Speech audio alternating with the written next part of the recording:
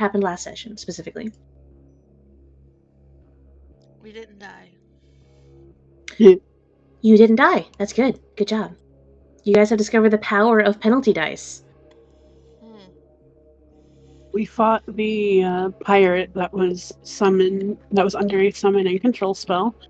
We defeated it before, defeated, quote unquote, more like canceled the summoning. Thanks, Avram. Before we survived it, while Avram took care of the summoning thing before it was fully summoned.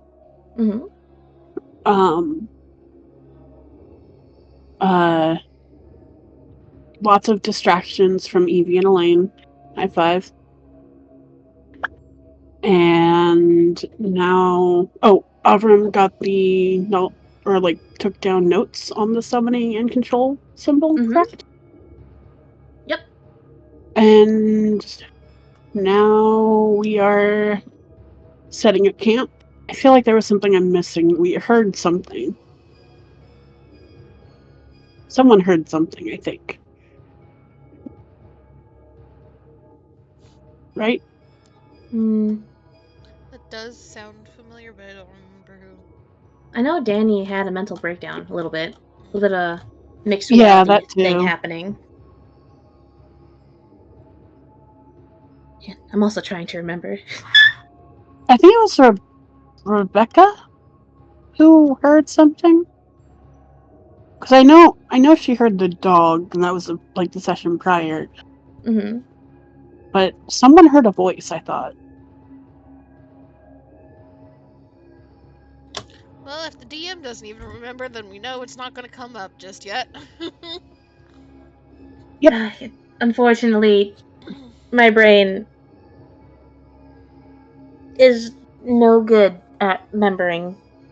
It forgores a lot.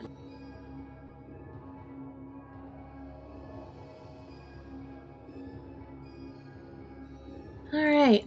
So I believe you guys traveled some more and you were able to find a patch of dry enough ground. Closer to Old Leeds, but not there all the way just yet. You guys are going to set up camp for the night, right? Yep. Okay. So, between Nathan and Danny, campsite setup, no problem. You have two people who are specialized to live and work in the woods. Even though this is a little bit of a different environment, it's a bit more mucky than they're used to, but I mean... Gross. Yeah, the air is a bit more damp, there's fog, and there's slight salt in the air. But, I mean, woods is woods, right? Sorry to interrupt, but do we need to roll luck? Yes. I always forget. Luck check.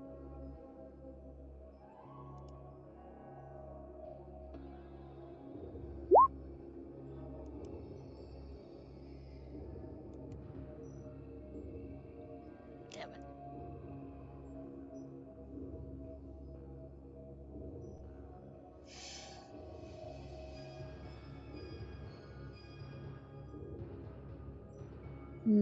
Iris? Sorry, I was typing. Rolling. Oh, damn. Oh, damn. Well, at least some of you got luck.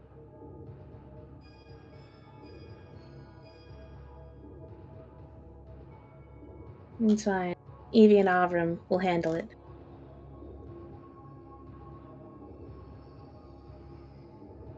Hey.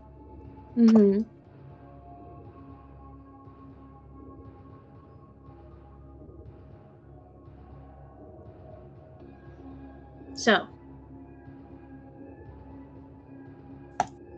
We'll set up camp, and I have a quick question for you guys. Do you guys all go to sleep, or do you set up watches of some kind? Watches. Watches, yeah. Okay. May I know the order of the watches? I think we agreed that we were having duo watches, right? Yeah. Mm-hmm. 2 people at a time. Evie and Elaine are not allowed to be paired together.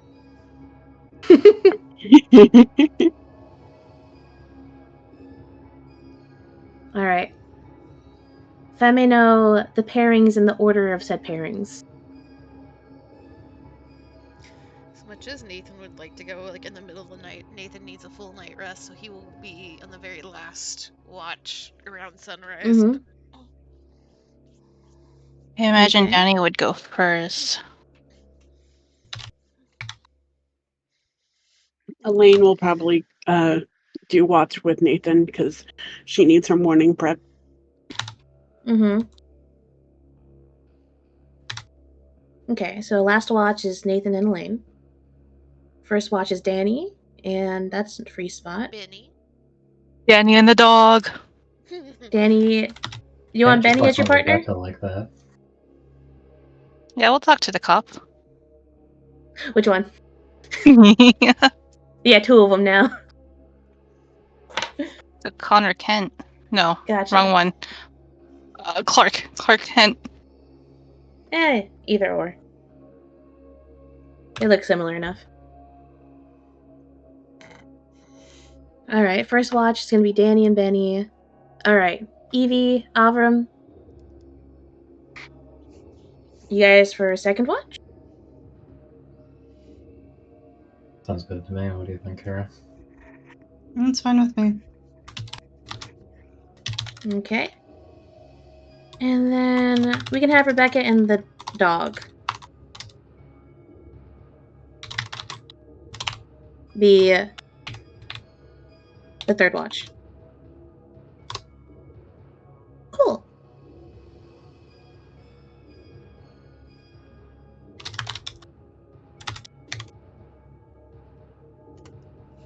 Now, things are pretty normal, or at least as normal as things can be for camping out in the woods in the Pine Barrens. Setting up your campsite and getting everything all nice, comfy, cozy for making a quick dinner and organizing your watches was all normal enough. Things were pretty fine. As it gets darker,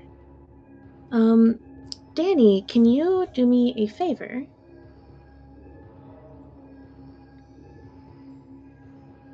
What's the favor? Don't do it, it's a trap. Nah, it's fine. It's fine. Can you roll me a spot hidden check?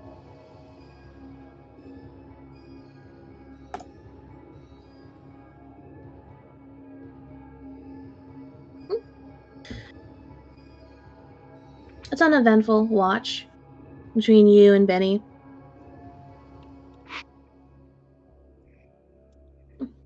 I assume there's some conversation between the 2 of you as you guys take your watch. You see the sky does get darker. But by the time your watch ends, it's not quite dark enough yet. For Evie and Avram, your watch is also uneventful. There's not that much going on. And quickly, soon enough, Rebecca's watch also rolls around. Ghost dog with her ever undying companion by her side. You don't hear any sounds of alarm from them. However, Nathan and Elaine, when you guys get up, I'm assuming this is the last watch, it's before sunrise. It's as early as you can get while still getting a good amount of sleep. Now, Nathan, can you roll me a spot hidden? Where's my spot? Ideally, something good. Mm-hmm.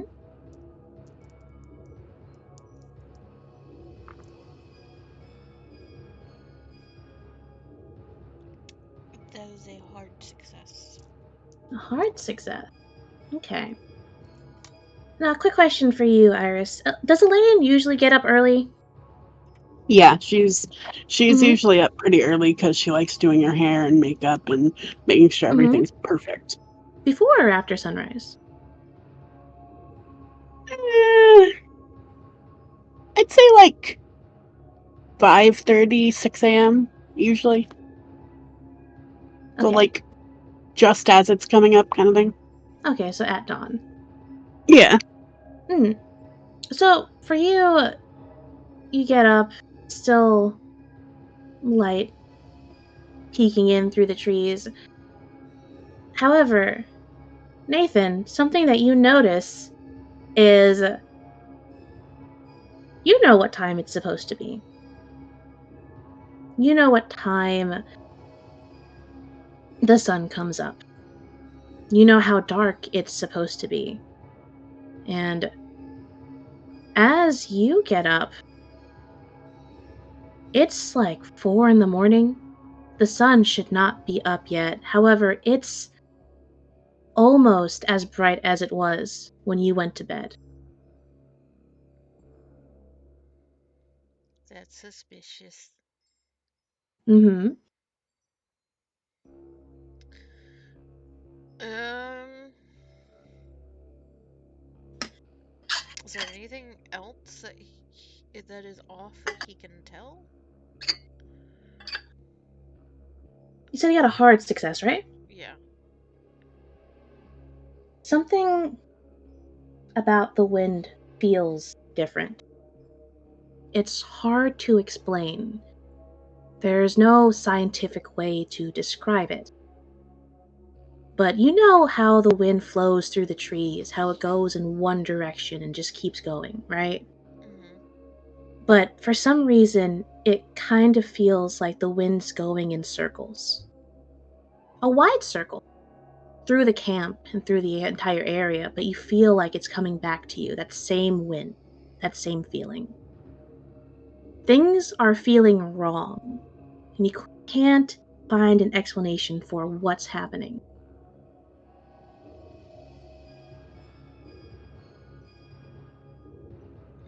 I guess Nathan will kind of notice this, and for the first little bit, is not completely sure, like trusting his senses at first. So, you have to eliminate things before you Mm-hmm. say that it is something strange, essentially. And as he realizes, okay, I am fully awake, I am not seeing things, I'm not hearing anything else. So there is something wrong. He will kind of imagine they both got. Okay, so this is a question then. Mm-hmm. So Rebecca didn't notice anything. Assumingly, Rebecca would shake Elaine and uh, Nathan awake. If there's anything out of the ordinary, but I am rolling to see if someone picks up on this very subtle thing, where it got darker, but not as dark as it should have been, and it's gotten lighter, but not as light as it should have been.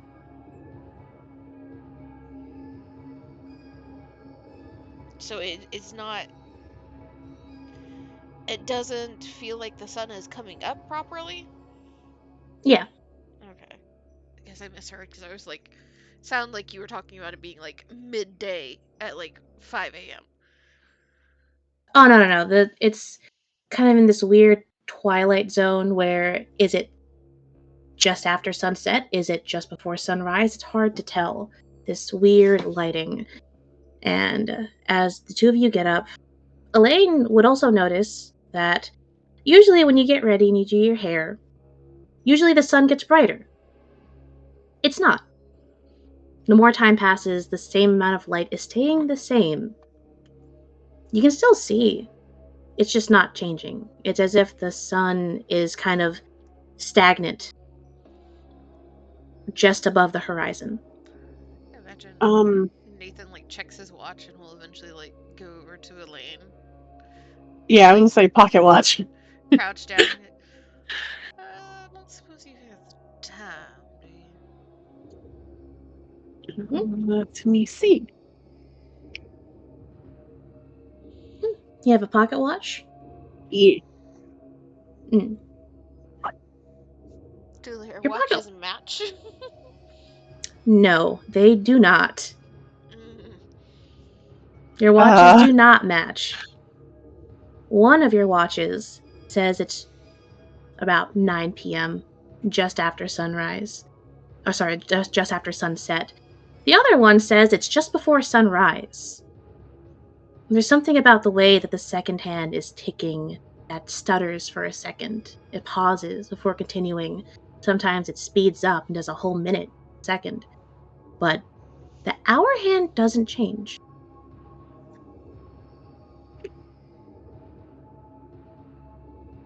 Kira, does Evie have a pocket watch? She probably would. Nathan's not gonna wake her up. Nathan's just gonna reach into her tent and grab her watch. She probably doesn't even register Nathan as like, oh, someone is, causing trouble in my tent. It's probably just, oh, Nathan, those are his big fat footsteps. Roll It's over, like when you know. muttering about frogs.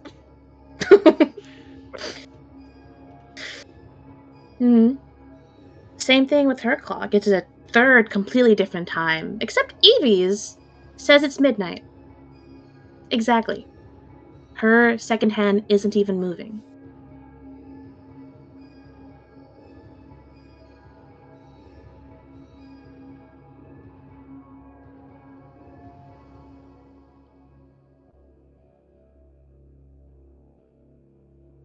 Nathan just kind of scratches at the side of his nose and looks towards Elaine. Well, ain't none of these watches been banged around enough for them to stop, especially not at the time they stopped on. Not three of them. Nathan nods. Don't suppose any of your fancy books have anything about this, because this is not natural. Does any of our fancy books have stuff about this? You can try rolling Cthulhu Mythos for it. See if you can try and find something. If you'd like to use one of your books, you can. Yeah. Or, maybe a cult? Question mark? Is it something she has heard of before she starts poking around the books? Yeah. I would say you can roll a cult, but I'm going to need at least a hard success. Okay. Here goes.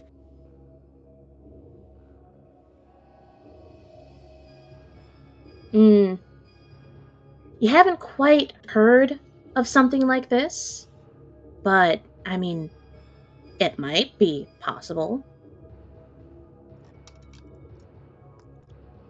Well, I guess we're going to the books then, ain't we? Mm-hmm. Which book are you using? I would say that you have enough time in your watch to use one of the books. Okay.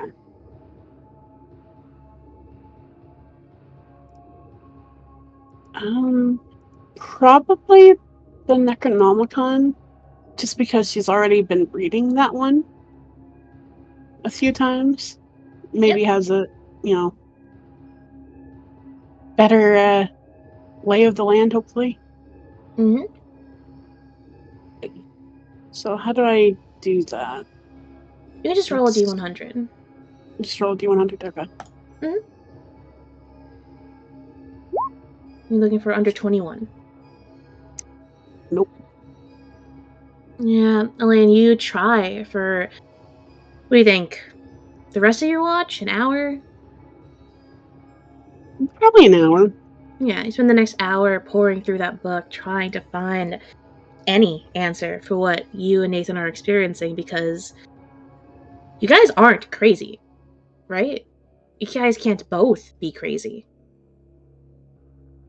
But you're And our just fine. watches? Yeah, and your watches, right? This can't just be a couple of broken watches just by coincidence, right? But as you're looking, Elaine, it's starting to feel more and more like there is no explanation for this. At least not one that you can find. Hmm.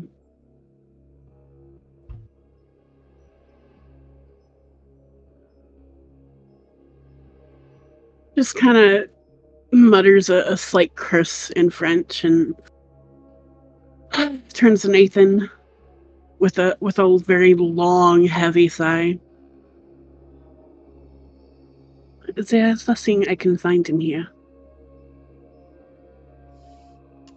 Nathan nods. There's a frown. Well, that's either gonna be a good thing or a bad thing. Not sure if we can tell which, though, not yet.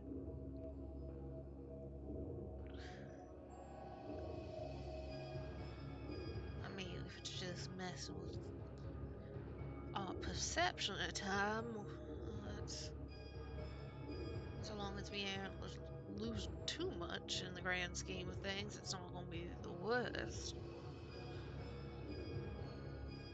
The problem is it is messing with uh, physical stuff.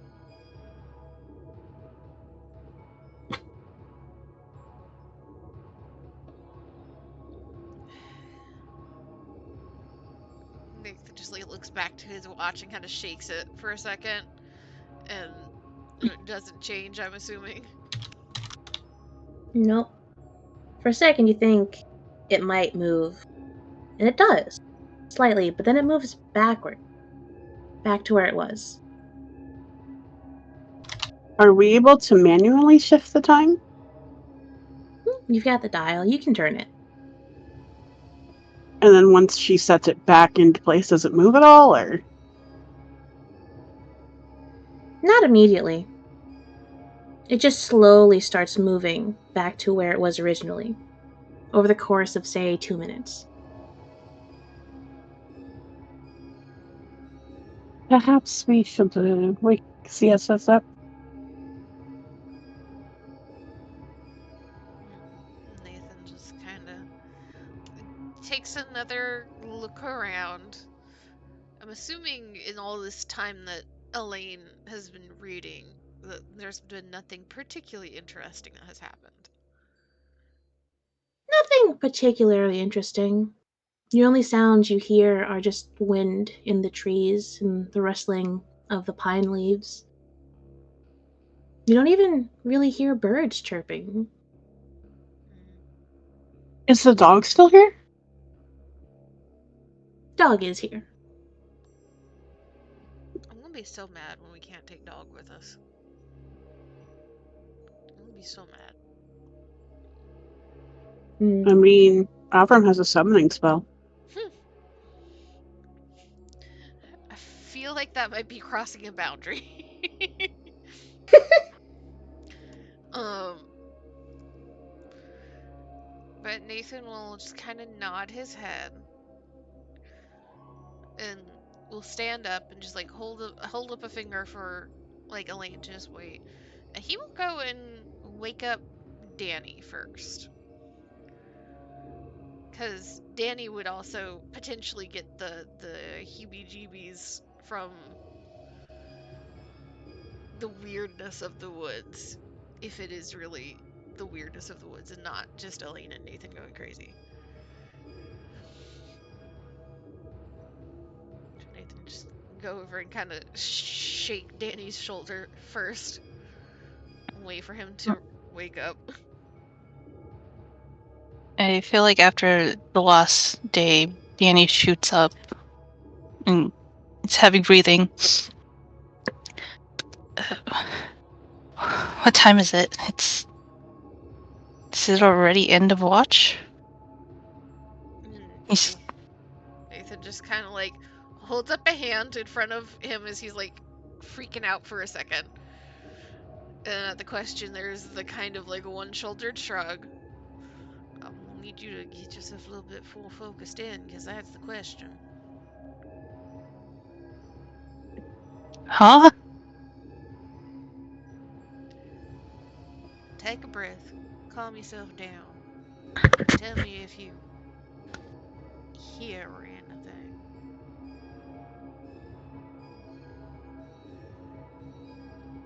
Miss God, do I hear anything? Notice anything. You hear the rustling of the wind through the trees, and that is it. Just you notice the weirdness of the rustling through the trees. You don't hear any birds chirping. You don't hear any other signs of life, of any chipmunks or squirrels in the trees. Just the wind. And Danny's eyes will furrow and he'll give 2 slaps to his cheeks and shrug on his boots. I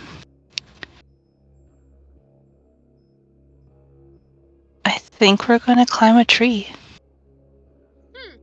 And see if anything starts rustling up there.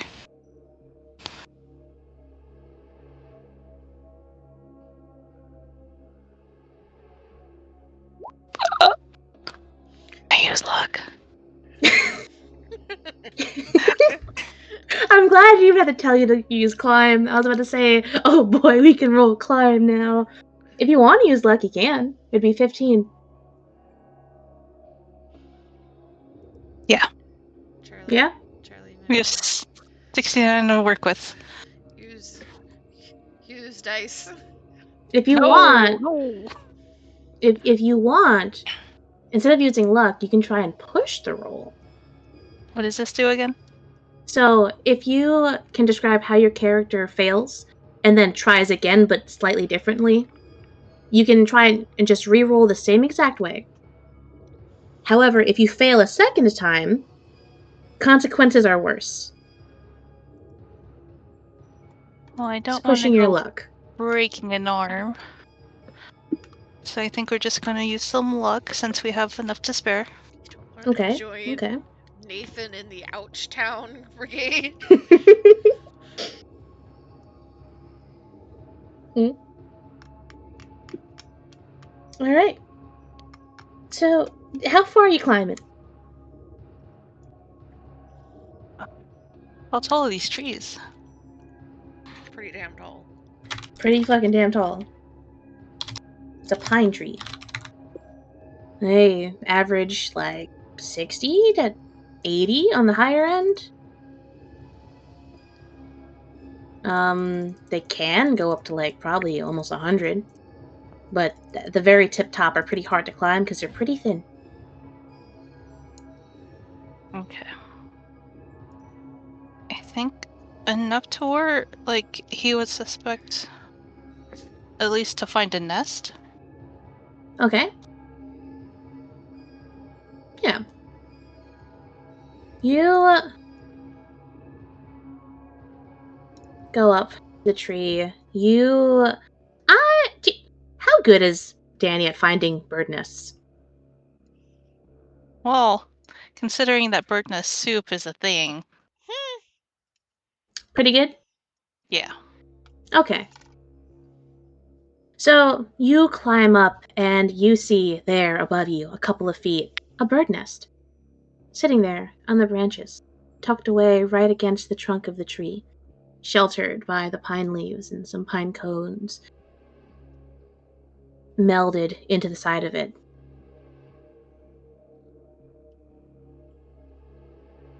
You investigate the nest.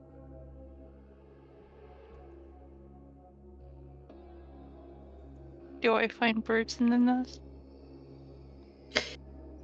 Climb up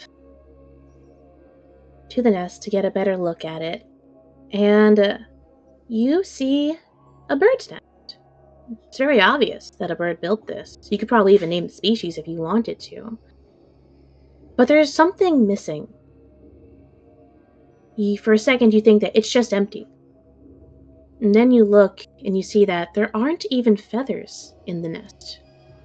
There's no eggs. There's no feathers. There's not even bird poop around the nest or in the branches. It's just the nest.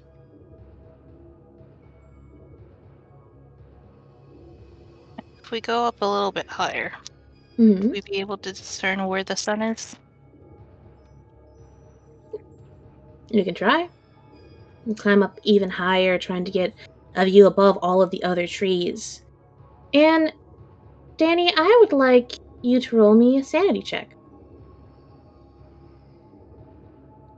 Oh boy. Oh boy. So, Danny, you know how tall these trees are. And are you a pretty good climber? You have a 70 in climb. You're a pretty good climber, right? I'd like to think so. Yeah. You know, humble Danny. Pretty good climber. You know that the top of this tree are just about like 30, 40 feet up max. So you get to climbing, and you get to climbing, and you just keep on climbing. It feels like it doesn't matter how much you climb, the top is still out of sight. Every branch starts looking similar, the same. For a second, you can swear that the branch that you go to reach and grab onto with your hand has your boot print on it. And you're going to lose 1 sanity.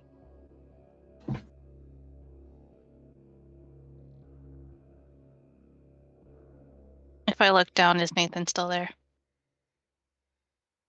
You've climbed up high enough, it's too tall, it's too tough to see through all the branches. You think you can make out the ground, and what you presume to be Nathan below.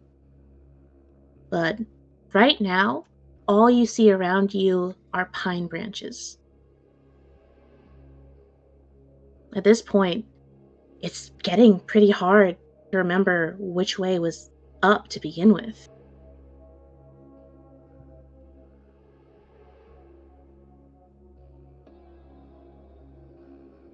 Okay. His grip on the tree trunk is gonna tighten up,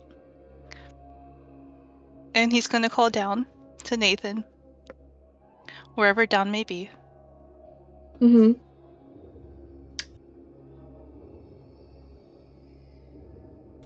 I So think you I'm start stuck up going here. down. I'm sorry. You think you're what?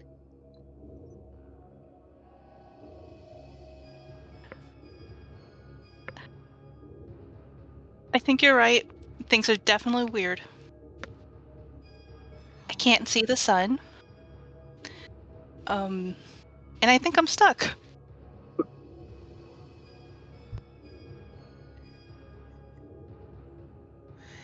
Oh boy. and Nathan is just like pinches the bridge of his nose and just kind of shakes his head. From now on, you go up a tree, you're putting a rope on you. I ain't gonna do none of this monkey stuff no more, just by yourself without no rope. He's just fussing. And he is going to. Can Nathan see where Danny is? Can Roll I me? hear fun? Yeah, I would say you guys can hear Danny, but if you want to try and spot him, roll me a spot hidden.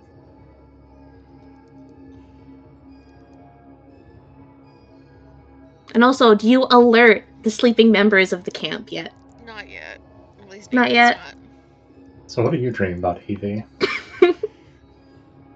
Playing TTRPGs. That is a basic success. Okay. 57 versus a 60. Okay. So, Elaine, it might be because you're a little vertically challenged. Huh. It might be because Rude. Nathan's in. Bro. Amy just like, this is my fucking life. I can say what I want to about it. Fucking. At least you don't get questioned before you can go on a fucking roller coaster. Fuck off. Let me have this. Alright. So you can't see Danny.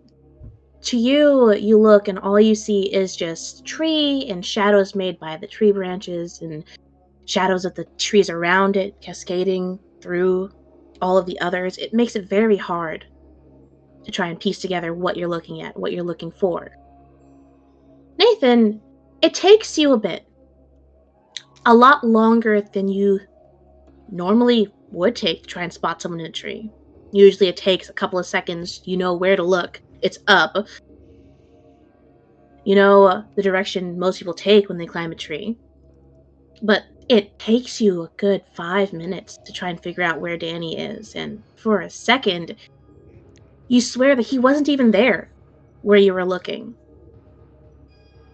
As if it was just tree, but your eyes are just barely able to focus on just a foot right out of view. You're able to find him.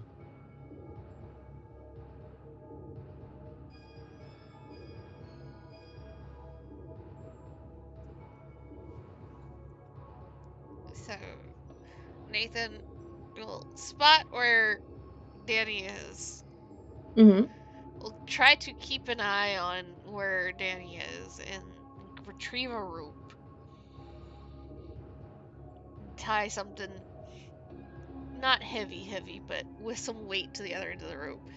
And he is going Mm-hmm. to work on trying to sling a rope up and over a branch as high as he can make it close to where Danny is. Mm-hmm. Roll me a throw roll. And while you're rolling that, Danny, Yes, Miss God. describe to me how Danny is feeling. Oh, very panicked. Mm-hmm. Panic from yesterday has not worn off. Mm-hmm. I feel like sleep might have been terrible. Mm-hmm. Makes Um, sense. he's right now just focusing on just his grip strength on the trunk, Mm-hmm. trying to distract himself with finding any ray of light, Mm-hmm. listening to whatever he can hear in terms of wildlife, Mm-hmm. trying to think very hard about how weird, not trying to think hard on how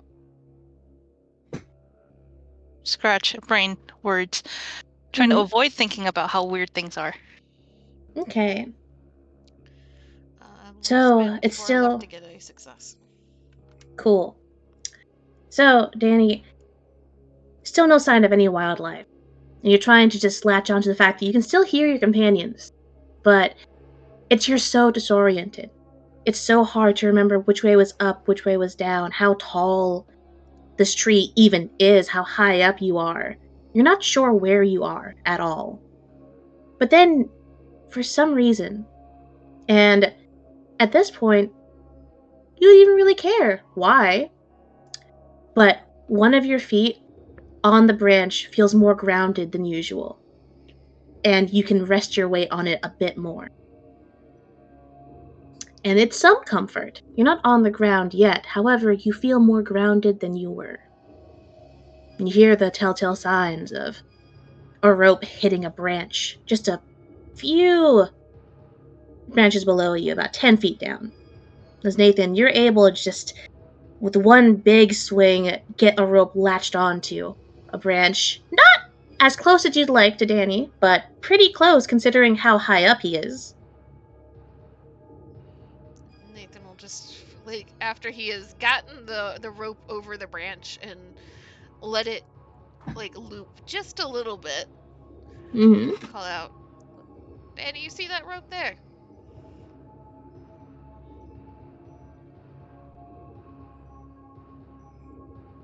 Miss God, do I see it? Is there anything blocking?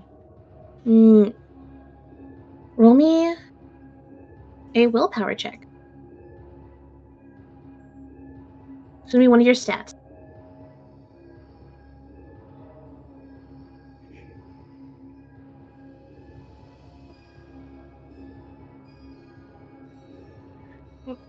Where do I find this? Top of the sheet.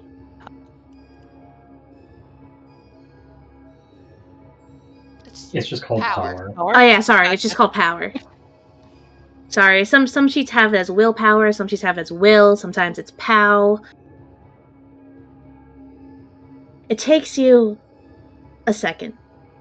You gotta take a deep breath in, and that foot being more grounded and more sturdy on the branch than it was a minute ago gives you just enough to be able to lean down, contort yourself just a bit more than you'd like, and you do spot a rope. You can't see where it leads. Right now, Danny, all you see is branches and branches and a rope that just spirals down into more and more branches. You can't see the end of it, but you see the rope.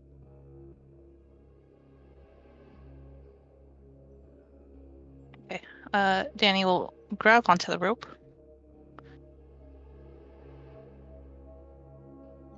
Hmm. Tie it Just around you like safe so that you don't fall nowhere.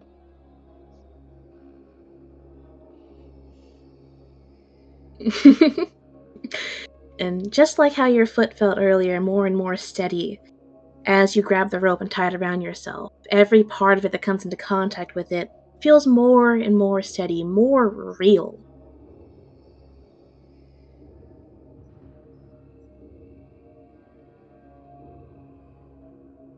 Okay. With the rope tied around his waist, he will Mm-hmm. follow the direction of the rope and just start making his way down.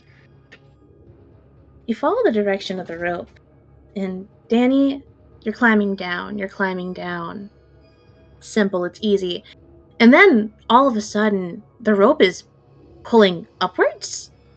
So you're following the rope, you're following the rope. You're climbing up now. And then all of a sudden, the rope is going. It feels like it's going to the side.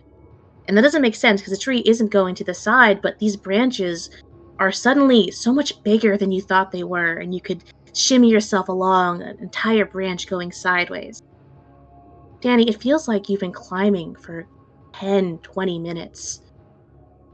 But eventually, you're climbing downwards again. You're climbing downwards. Slowly, the branches feel different. They don't feel the same as they just did. In fact, they feel more like they should. Rougher. They don't feel as uniform. Every branch is starting to look different. And eventually, you climb down and your feet touch solid ground. Danny is going to lay down. Oh, it was so fucked. Nathan, I imagine, has the other end of the rope this entire time. Was it seem like an extremely long time? Or was it normal for him and Elaine? For Nathan and Elaine, it was probably been like 10 minutes max of Danny going up the tree and Danny coming back down. For Danny, it's felt like 30 minutes. Danny would be very visibly exhausted. Nathan will slowly walk up and kind of pull the rope so that he can start extracting it from the tree and just kind of give Danny a pat on the shoulder. Okay. From your reaction, I'm assuming it's not just time that is fucked up. This entire place is fucked up. Yeah, Elaine, I think it's time we wake all the others. Oh, let's go meet. What'd you say, Iris? Already on it. She'll go wake them up. Like, I feel like while Nathan was helping Danny down, she started going to their tents. Mm-hmm. Yeah. You get everyone up. Now, is it like a everyone up and at him, hands on deck emergency, or is it like, hey, get up, we gotta talk? Hey, get up, we gotta talk. Mm-hmm. Yep. visit all the tents, get everyone up. It doesn't take long.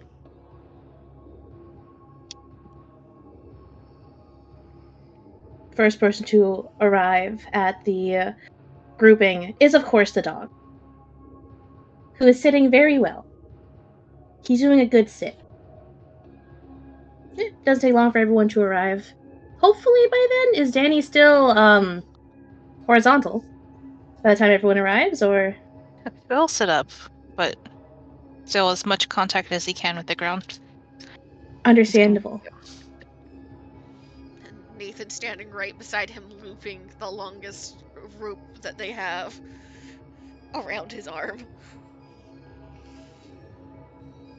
Mm-hmm. So, we've gotten ourselves in a bit of a problem.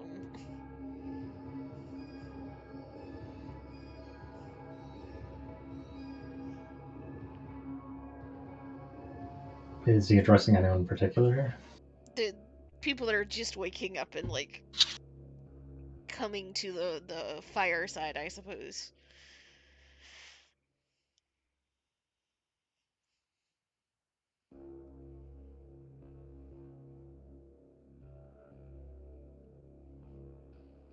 You're back. So I guess that means it's Avram he's talking to. What sort of trouble? Nathan just, like, finishes looping the rope and looks around. Well, this ain't supposed to be how bright it is right now. And, you have a watch on you. No, I don't carry one. It has also been this bright since, what, 2 hours now? Nathan nods. Every watch that we've looked at in the camp tells a different time and won't let the watch change none to nothing else. Even if you reset it, it goes back to where it was. And Danny here just, I don't want to say you had a fight with a tree, 'cause that's not quite right.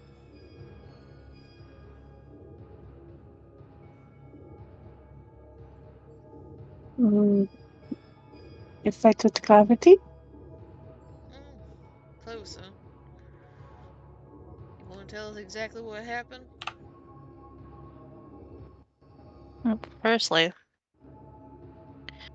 there's no life around.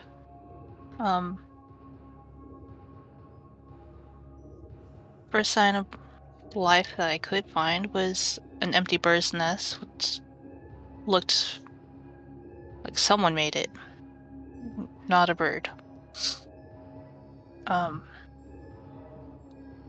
Then I thought maybe it'd be good to find out where the sun is. Except I kept climbing and climbing and it just couldn't find it. Even getting back down was a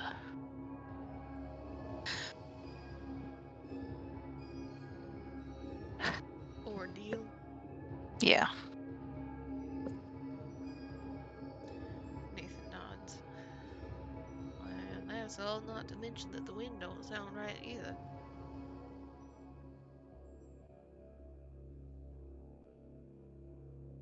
Back. Welcome back. Evie just got the lowdown on everything with Avram.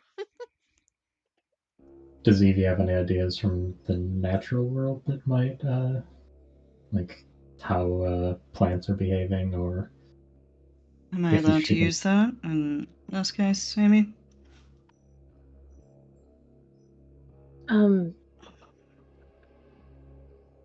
For plants,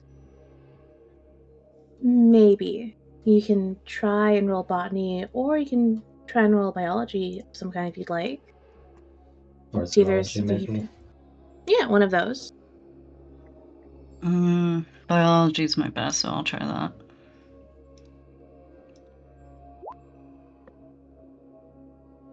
Hard success. Alright. So, Evie, something that Danny did say was he found a bird's nest. And you did read up on the area and the local flora and fauna. And you know that there are birds in the area that are native. And the nest that you hear described does fit a bird that is native here. However, it also fits a bird that is both native here, but is currently extinct.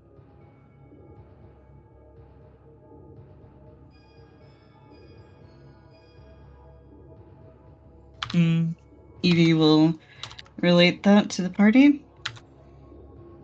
I had another idea to see if maybe there's anything related to magnets being weird in the area, but that's kind of all I got. Does we could anyone do have a some- compass? Yeah, if we could do some sort of compass test or one of those makeshift needles on a cork situations. Yeah, I'm sure you guys do have a compass on you in the miscellaneous forest supplies that you guys got. Can roll me navigate, or if you'd like to proposition another skill, I am willing to hear it.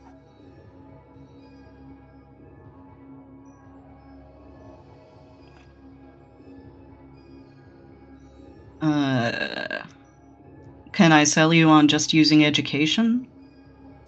I will take that, but I will need an extreme success. All right. I can try that. Do any of the boys have navigate? Would you guys like to try that? Not great at it, but I have a decent one. Extreme See. success would be 14 for me.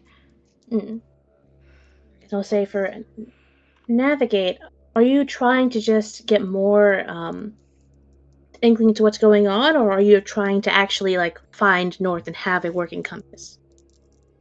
Both. Both? Both would be good. Okay. So trying to find out what's happening a little more, see more evidence of it, see if you can understand it a bit more, we'll just need a hard success from either a hard success education or a regular success navigate. If you want to actually try and find north, try and actually navigate, I'll need an extreme education or a hard success navigate. Evie, is there moss? That's Is there moss? bullshit.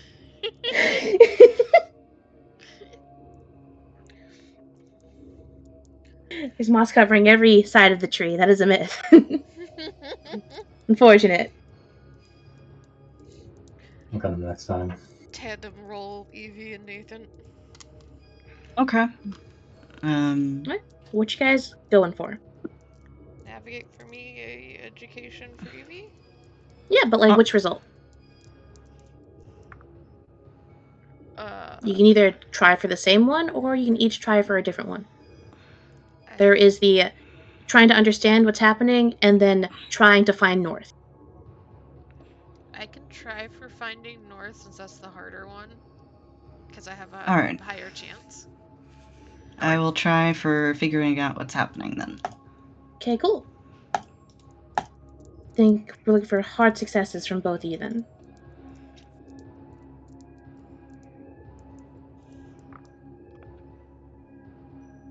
Get up. 72. Huh. It's always neat when that happens. Alright. Beth. Evie, trying to understand what's happening here. You can't quite make sense of it exactly. However, you think you remember your dad talking about this? You're not quite sure. It was a very long time ago. But you think you've heard him talk about how sometimes some places get really hard to navigate and get very confusing. But if you try your best and you do everything you can to keep track of where you're going and where you were, you can make it out. So you know that you guys can make it out of this, but you can't quite figure out what the source of it is. You do know that you have to leave marks. That is the key to this. And what did Nathan get? I'm gonna spend a couple of luck to make it a heart. Okay. So between the two of you and various instruments of compasses, of water, a cork with a magnet and needle, sometimes a leaf in water, using all of these combined, eventually, Nathan, you are able to discern which way north is.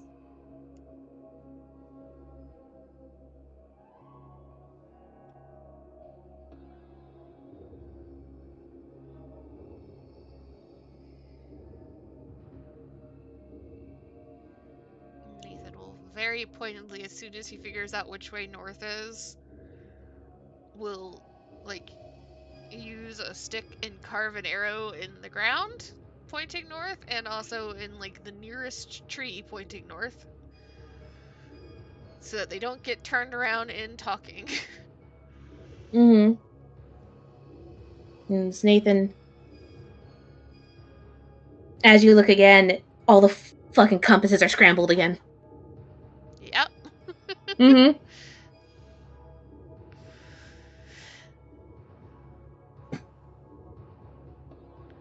Well, the trees are weird, and time is weird, and the sun and the wind, and there is not a single noise of another animal here.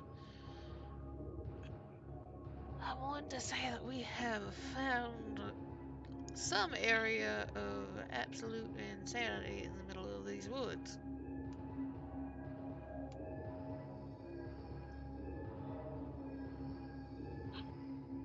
Also, hand back Evie's watch that she did not know she donated. She will accept her watch gladly.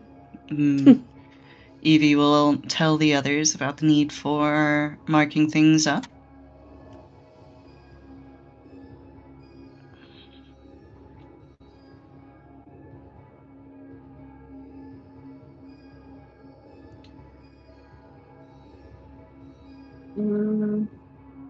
Maybe we should use rope to like stay together. Not the worst idea. If whatever is making Danny not even know up from down, and he knows how to move about in the woods. I need the macaroni. Macaroni and cheese. Uh, Sorry. these woods are making Danny not even know up from down. He knows how to move around in them, and some of y'all might be finding it even harder.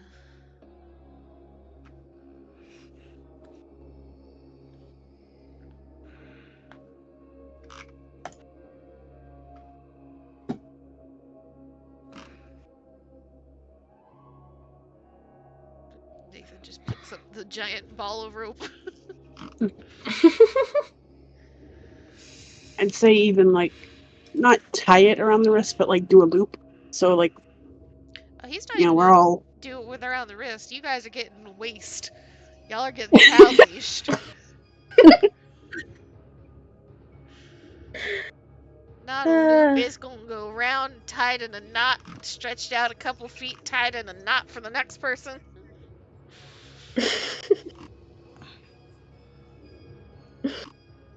Everyone gets leashed together.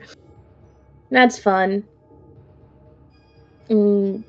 See, as you just go around, get the rope ready. You see, Benny, who has just been quiet this time, this entire fucking discussion. There's a reason he doesn't like the fucking woods, man. He opens up his pack and he holds up what look to be a pack of flares. And he looks at Nathan and Danny, says,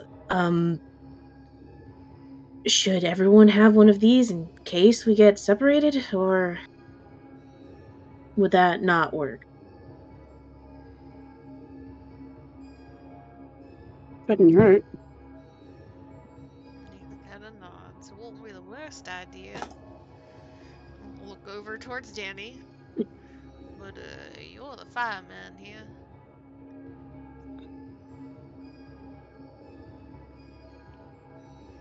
I'd advise against it, yeah. That aside, I doubt we'd see it anyway. What do you mean? When I was in the trees, I couldn't see Hey, there's salad the ground. upstairs. Mac and salad. Can we come through? Yo. Guys, shush. Hang on, I'll be right back. You said you couldn't see. Couldn't see the ground. Couldn't even see the sky. Yeah, okay, I don't think these flares are gonna help then. Never mind. I'll help you guys tie the rope. Do we need another rope? I have another one. Do we use two? No, just so long as these all stay secured. Nathan, like, very purposely, for a couple of people, threading it through the belt loops. Before tying the knot. Mm-hmm. I don't think anyone questions, or does anyone argue against joining the conga line? Nope. No objections? Nathan, there's one person at the end of this line who is sitting there, happy, tail wagging. It's his turn.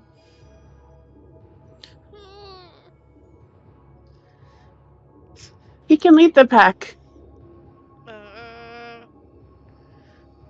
Well, we burned bacon to give it to him. Nathan kind of blinks for a second, tilts his head,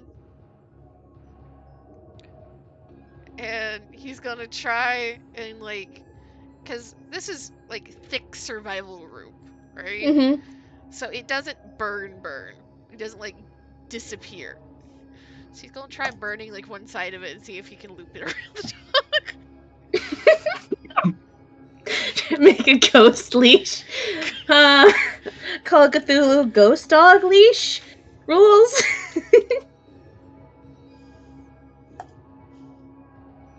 Just let us have it. Just let us have it. It takes some doing, because again, this rope is not made to burn. But it does get smoky, and it does char.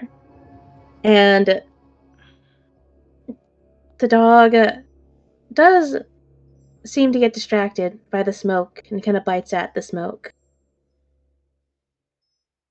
And I don't know, I'm going to throw this to Charlie. Would this work? Charlie, say yes. Say yes.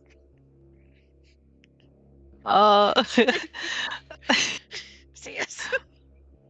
I mean, like, if money offerings work.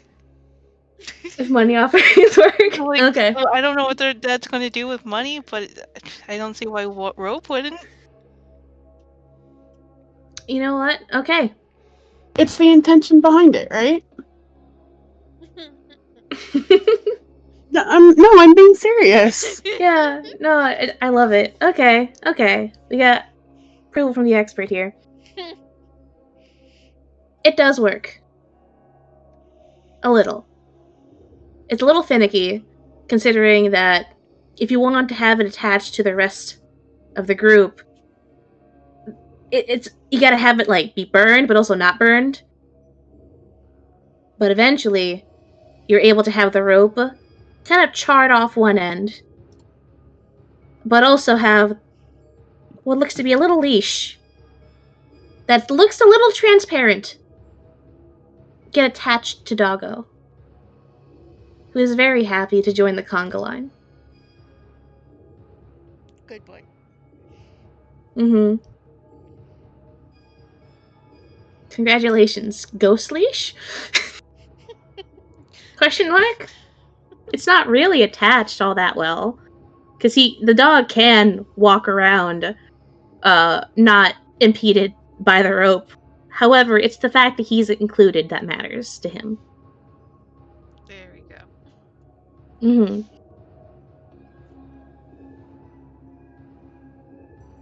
All right. You guys have your rope. You have your safety line. Imagine quick work packing up camp, keeping in mind the direction that north is, that Nathan made sure to draw doubly. Just you guys make your way.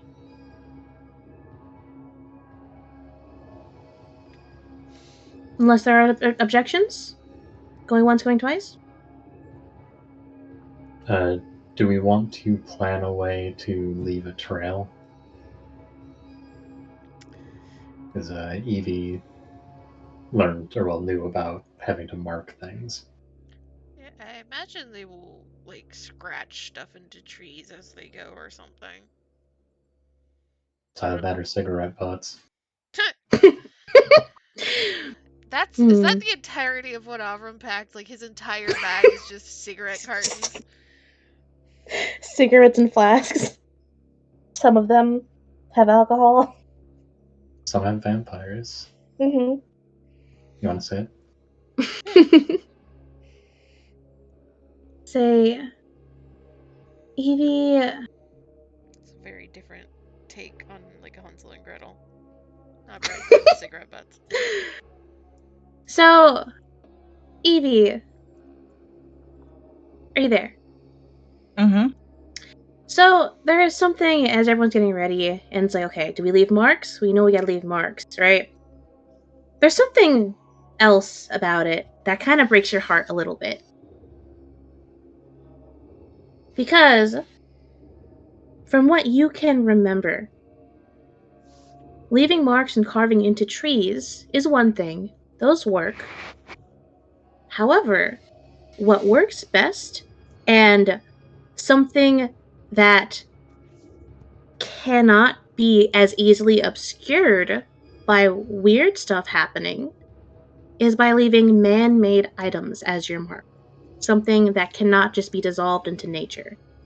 Is it littering? Yes. And that's why it breaks your heart a little bit. However, that is what works best. And that is the wisdom that your dad imparted on you of if you ever can't tell up from down, leaving a mark in a tree might work. It also might get erased. Do we have coins still, right? Yeah. This is just Would for coins proof work? of telling Avram to fucking chain smoke his way through the forest. Or we could also do cigarette butts. Any of those would work. Anything that is man-made would work. Mm-hmm. What Evie. money?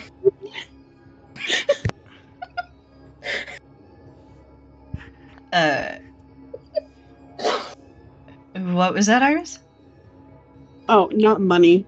Oh, Oh okay. my god, this just made it seem like you're paying off the Eldritch Evil. We'll go with cigarette butts then.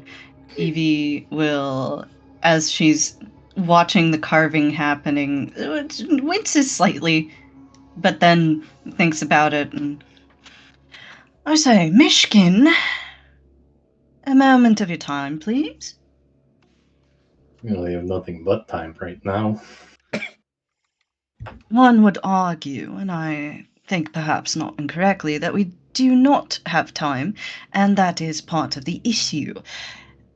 How many of those cigarettes did you bring? Beg your pardon? your cigarettes, how many of them did you bring?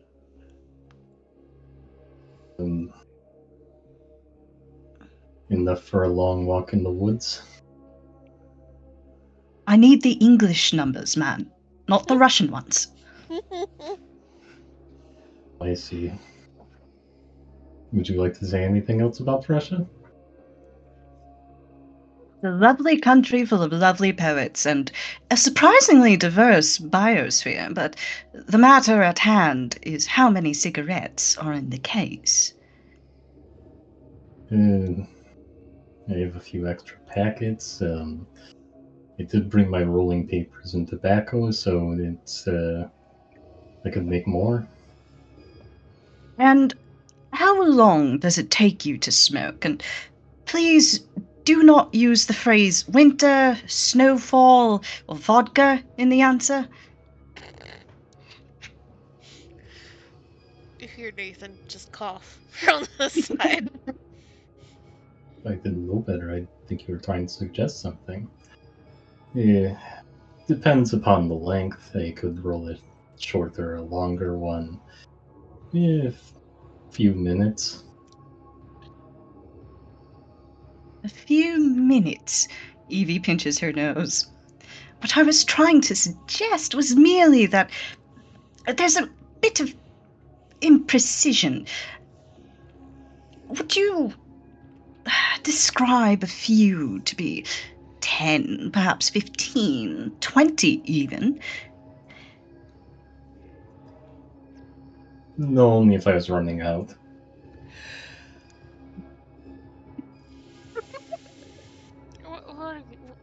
Evie, I think he'll be a little bit more direct with you if you explain why you're asking this. I'm honestly curious myself. Evie turns, looks at Nathan, looks at Avram. Oh right, I didn't explain that part. Hits her, and then she nods and holds up a hand. My apologies, I was unclear. And then I would like to suggest that we heed a bit of my father's advice and leave the cigarettes in our wake as we travel. A man-made trail is the most efficient.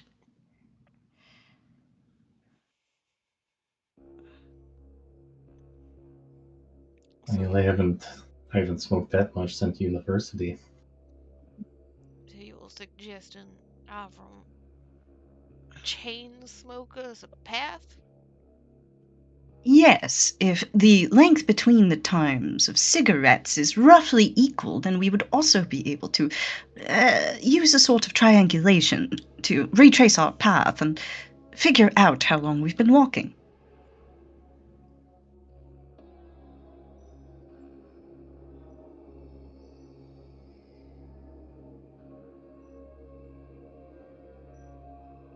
I can't argue with that. I can do that so long as my lungs hold up. There's a moment of thought, and then she holds up another hand. Little Bouchard.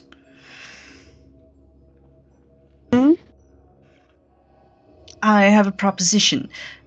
We alternate cigarettes with coins from your remarkably full purse. You cannot be serious. You have a few pennies to spare, I wager. A suggestion? Evie turns. I brought my journal. I could tear pages out. Evie looks to Elaine. Would that be more acceptable to you? Her two loves, books and money.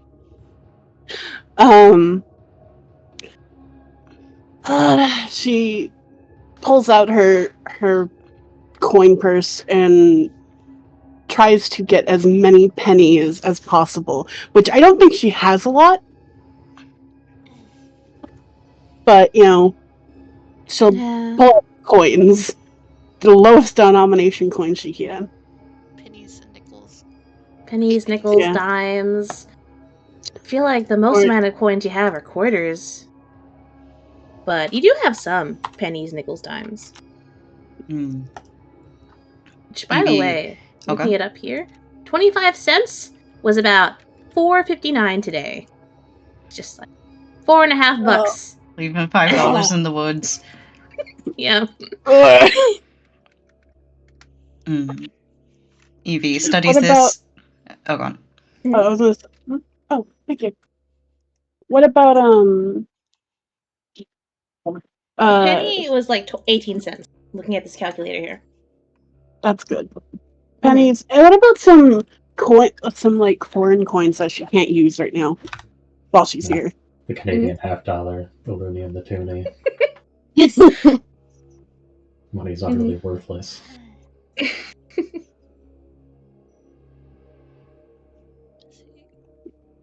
What were you saying, Evie? Evie holds up a hand and then like smacks her fist into her palm. Right. Proposed system alternating the three: a crumpled piece of paper, a coin, and a cigarette butt. We can do one set every hour. That way, Avram doesn't smoke himself into an early grave, and, well, Elaine isn't forced to part with too much of her considerable fortune. Merci.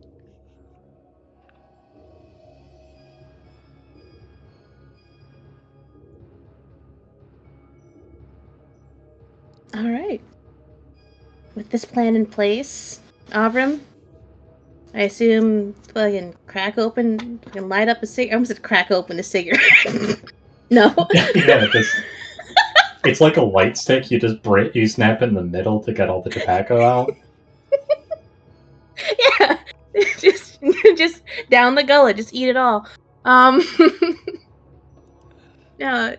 up a cigarette as you start walking.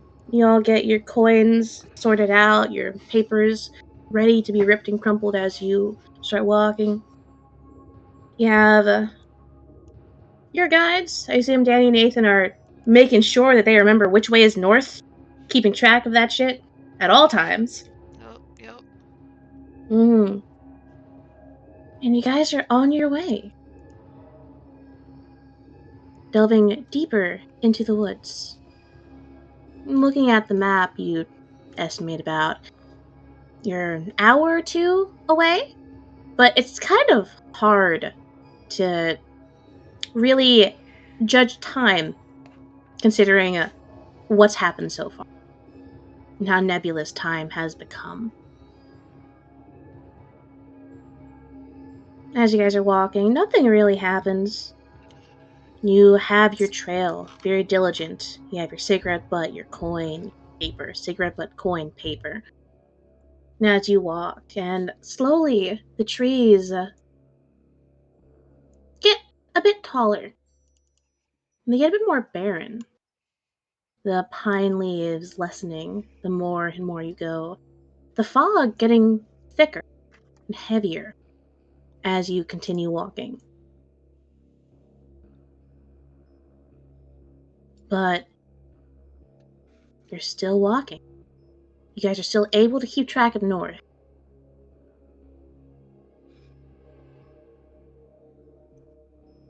However, for all of you,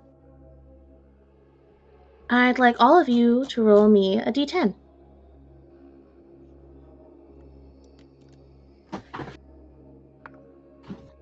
It's a 3. Mm-hmm.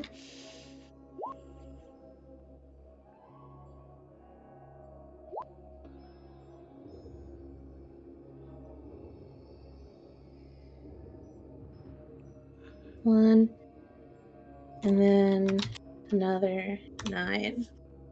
Okay. I'll say Danny and Evie, the two of you are starting to feel the wear of travel. You guys are starting to huff and puff a little bit, a little winded. The ground is getting more and more soggy. So it makes it a bit difficult to walk. Not for short distances. However, the two of you feel as if you've been walking for hours and hours, and it's wearing on you. For Elaine, it feels like it's been 5 minutes.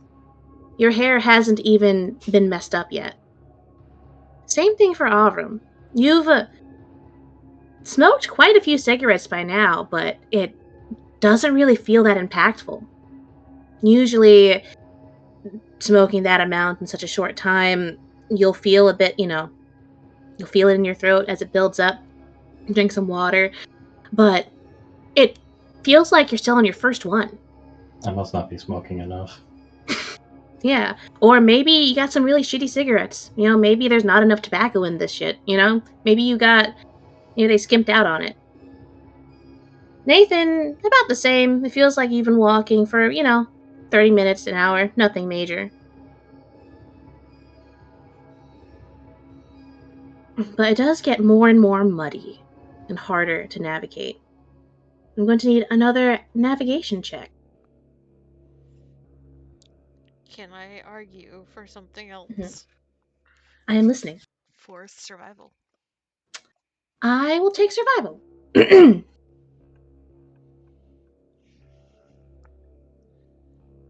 Don't mind the voice crack.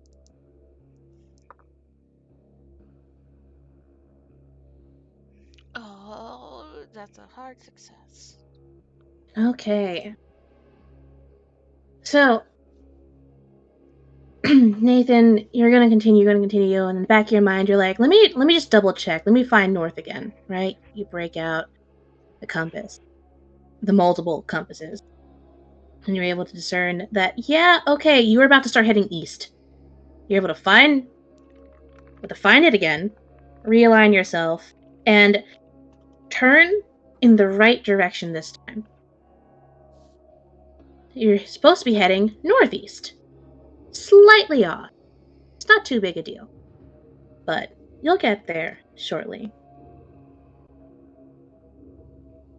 But Danny and Evie, seem you guys stopped for a couple minutes so you can realign the compasses. Yeah, Danny, Evie, you guys feel like you need a break. It feels like your bones are made of lead.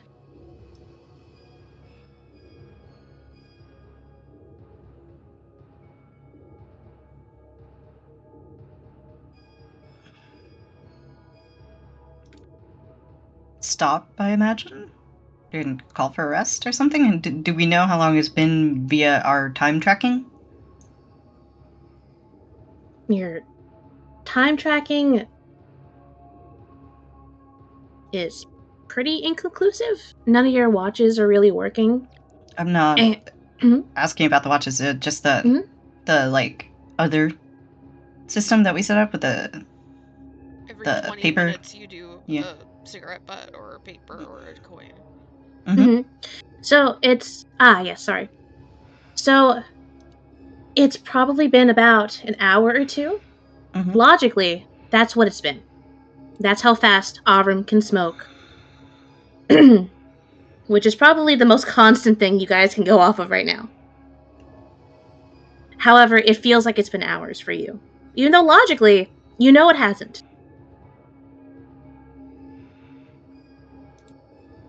But you guys are still on track.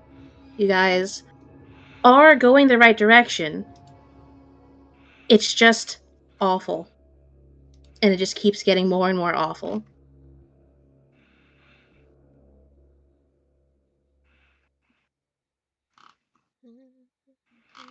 The only happy camper is the dog.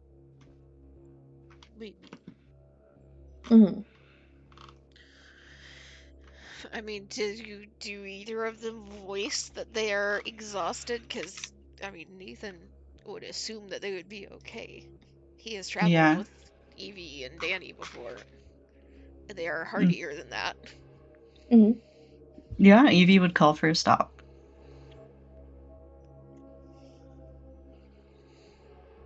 Nathan just kind of looks at her and you see the brows furrow. Something the matter? Yes, doesn't seem to make any sense.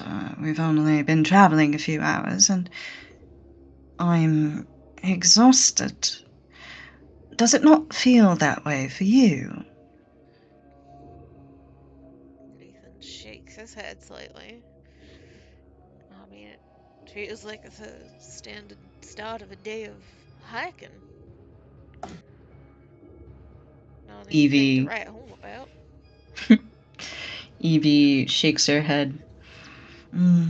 Nathan, we've gone on a great deal of hikes, the two of us, haven't we? He nods. There is something different about this one. I feel as if the strength is just leaching out of me, as if this ground is more akin to concrete.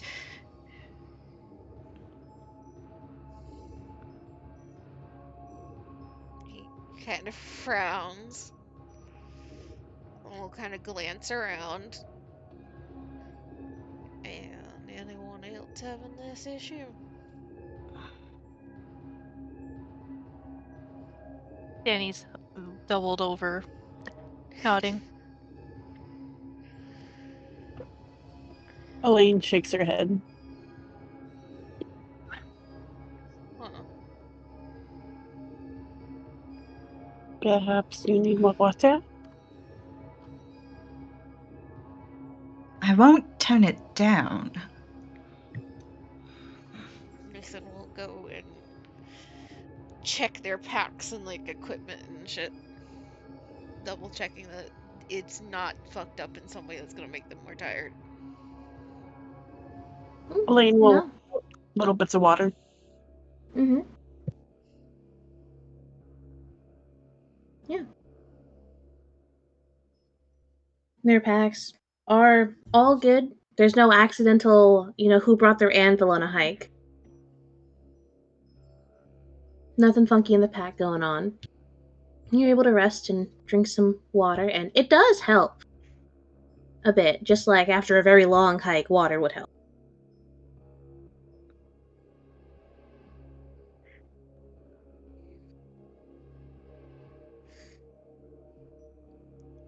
Yeah, the rest of us are feeling fine, including, no offense meant, Elaine, but little Miss City Girl.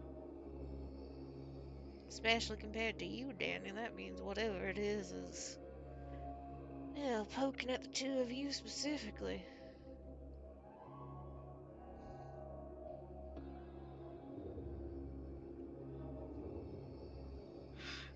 Evie turns to Danny.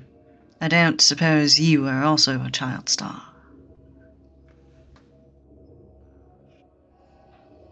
Shaking his head, laughing. Oh, no, no. This Well, we day, can no. rule that out. Looking at Benny. How's he holding up? He is probably like one step better than you are. So it's rough.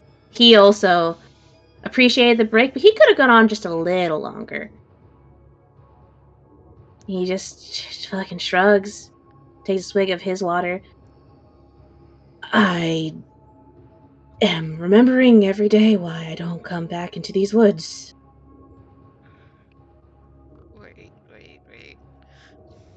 Nathan, like, blinks and sees that Benny is also tired. And will look at Evie. You're an only child, right? Evie nods. And looks at Danny. You had some brothers and sisters or something? My sister, Older or younger? younger. Turn towards Elaine. Siblings? Older brother. Older brother Avram? 6. Older or younger? Uh, Too older or younger? Only child, oldest. I think I might see a pattern.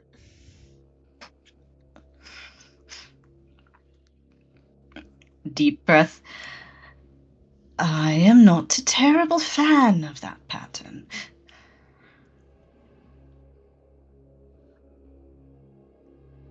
Well, Nathan what's just the shrugs. pattern here? Well, if a witchy there that we're going after put a curse on the family about bloodlines and such. Hmm. 1, He 2, nods. 3.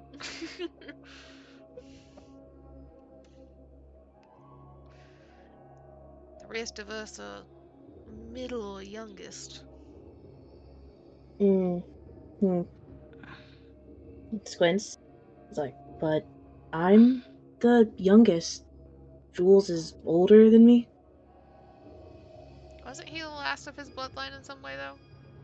He is the current youngest, Oh, younger sibling. I misremembered. Mhm. Sorry. It's all good. I wasn't quite sure where you're going with that. Scratch all of that. You were cooking, though. I was. Yeah, you were cooking. I was. You should have not corrected me. Just gone with it. It's. I'm sorry, but it was established over It's like numerous sessions. it's like when you go to like a dim sum place and they give you the wrong dumplings, but the dumplings are really tasty, Mm-hmm. and there's like 20 of them because it was some other table's order, and you're like, well, damn, I'm not gonna tell them. Damn. Oh man, how was I supposed to know? Scratch all that. I don't know. Reset. We're just gonna keep walking. Mm-hmm. Okay, We understood. take a break. We keep walking. You take a break, you keep walking. No interesting things happen. Mm-hmm. Nathan takes a deep breath and then shakes his head. He thinks for a second, thinks to himself, wait. He remembers Jules. I got this. Never mind. I got this. I don't got this. Right. You guys see me making your way downtown.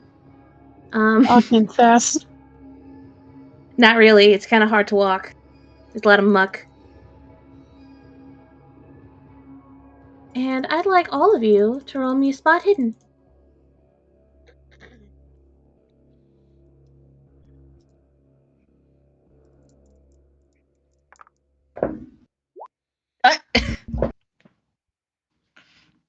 Let's go. All right. Ooh. Damn. So, Okay. Oh, shit. Okay. Are you gonna Maybe you spend just the gotta be one? exhausted. I'm gonna spend luck. I'm gonna spend one luck. You're going to okay. Here I was happy with my hard. God damn. Damn, guys. Well, I failed. You're busy being everyone's clock. That's an important job to do. It's starting to burn my eyes at this point. This is how we cure Avram of his smoking. Is like we required. It's like when like mom catches you like a teenager smoking. It's like you're gonna smoke this entire pack back to back. And they get Nathan, so who are sick you, of Hank it. Hill? Back to Find drinking it, it is. Avram. Elaine will hand him a little bit of water to splash in his eyes to clear out the smoke. Thank you. Get the ashes out. It's been blowing back in my face.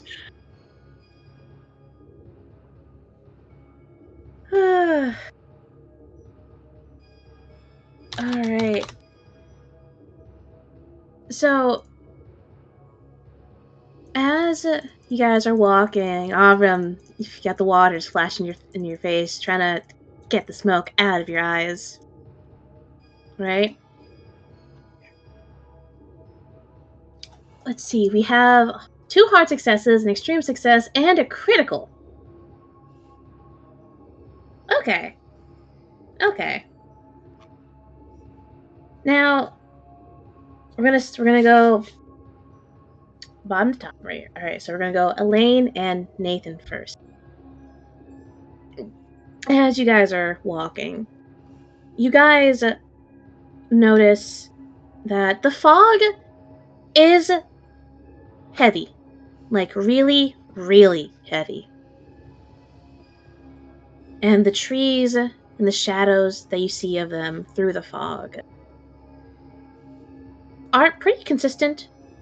At some point, you get used to being the only things moving. So, out of the corner of your eye, the two of you spot movement in the distance, as if a tree just shifted. A tree or something dark. Silhouette of it you can't quite make out because it was that far. But it was only for a second. At the corner of your eye, just 1 second of something shifting between the trees, as if it's staying out of sight. Danny, what you notice is you see the movement. However, you see more movement, this time on the opposite side. Closer, about 20 feet out now. And you are able to make out the silhouette of a person. You can't see their features, but they also dash behind one tree, behind another. It's almost like just teleporting from one tree to the other. But you do know it's a person shape. And Evie, what you see, you spot the movement like Nathan and Elaine did, all the way to the left, far out. 1 second later, you and Danny also both see the movement much closer, to the right. A person dashing between the trees, moving in the shadows. But Evie, you are able to track the movement. Because to you, it's kind of like a shark circling. They start out far away and then they curve around much closer. And your mind goes, okay, well, if this was a shark hunting, if this was a predatory fish zeroing in on its prey, they would go behind us. And so you turn and you look behind while everyone else is looking left or right. And you see a girl standing there, head darting behind one tree, before she hides back behind another one. And the girl looks young. You see blonde hair peeking out behind the little branches.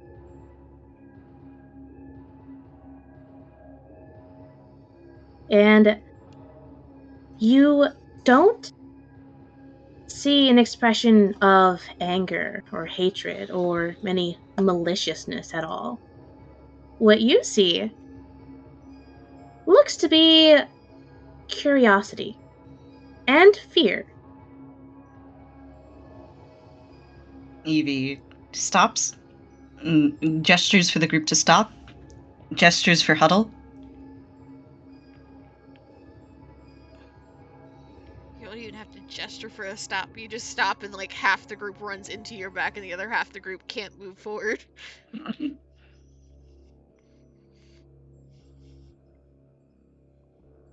And Huddle. Come from the front of the line back. I'm gonna put it in handouts. This is what you see, Evie.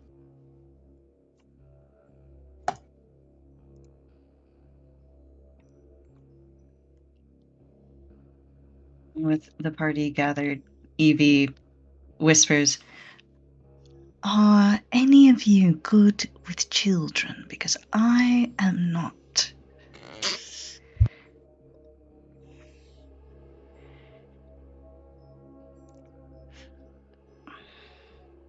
I think I'm setting a very bad example. Why are we talking about children?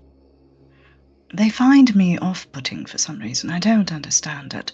There is a child following us, perhaps of a spectral nature.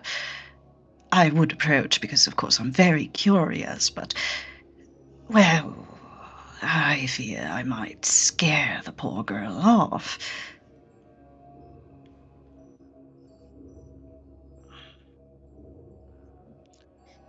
You see the standard thoughts of like processing and confusion on Nathan's face at first. Of like, what the fuck are you talking about? There's a child out here. Why would there be a child? Oh, okay.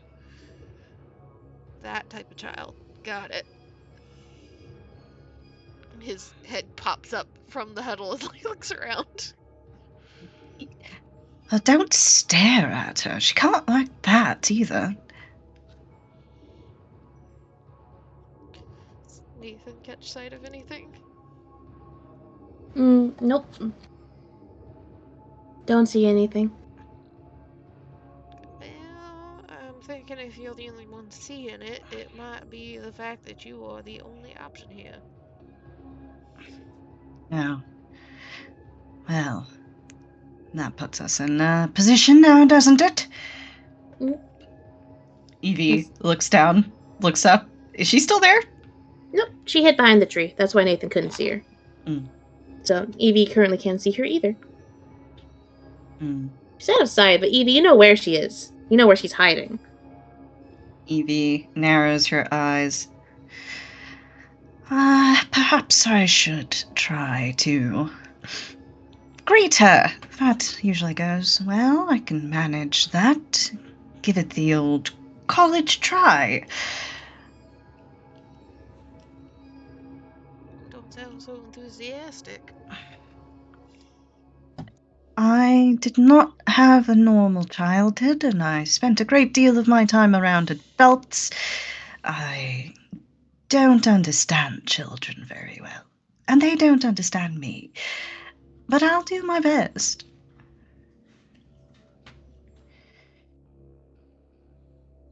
Well, this'll be a show.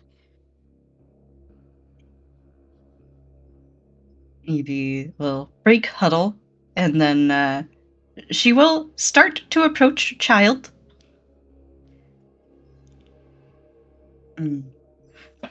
Excuse me. What?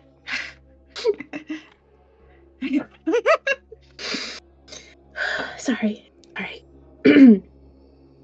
What did you say? Excuse me. I got distracted. Yes, I see. Excuse me, I don't mean to be a bother. I'm Dr. Chambers.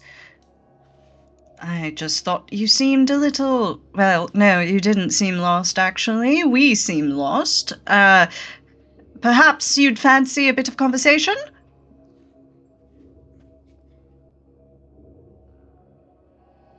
Evie, you're still tied to the rest of the group, right? Mm-hmm. Now, is she in, like, the middle of the chain? Is she at the end? I feel like she was probably in the middle. Mm-hmm. So you stepping closer also kind of, like, tugs the rest of them a little closer, too. And you see... all of you would see a small head start to peek out from behind the tree, looking at Evie. Not all of you, really. You see bright blue eyes, framed by very, very soft blonde hair, and you notice that this girl doesn't look spectrally. She does not look semi-transparent. She isn't floating on top of the ground above a puddle like the dog is. But there's something about her that just doesn't fit. She doesn't have any dirt on her that you can see. Her hands, as they wrap around the branch of the tree, just look perfectly clean as she peeks over, looking at Evie. And she looks very apprehensive. And all of you hear a quiet voice, kind of carried on the wind around you. What are you doing here?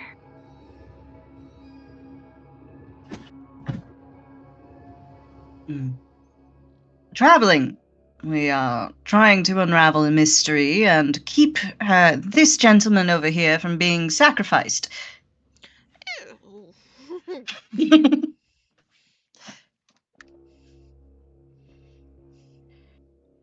She looks. Her eyes go to Benny, who is starting to fucking sweat. As you say this, kind of shuffles in place awkwardly. He can't really move away behind someone. They're fucking tied in a line together. Benny, give her a wave. He lifts one hand, gives a little wave. You get the feeling that he's not that good with kids either, or at least ghosts or ghost kids. You're not sure. There's something about this equation that's making him uncomfortable. It could be anything. But she stares at him, and then she looks back to Evie.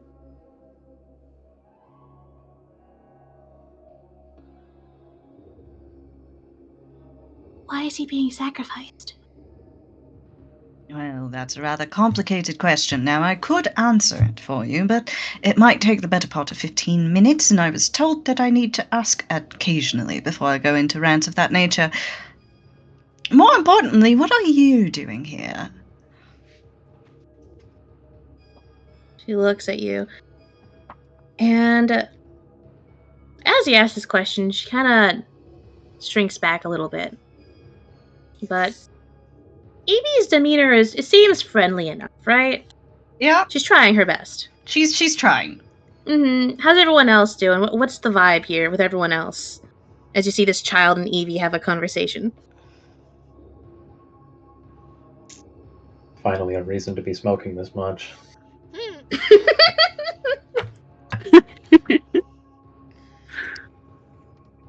Nathan,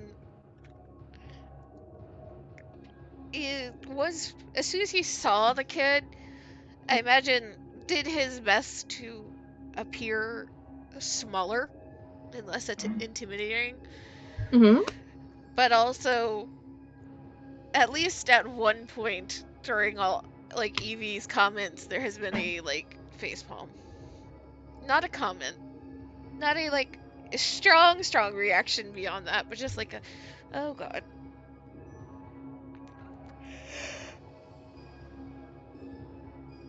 Okay. Danny, Elaine?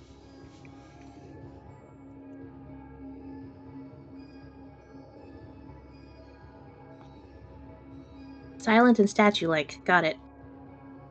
Sorry, I was gonna let Charlie go first.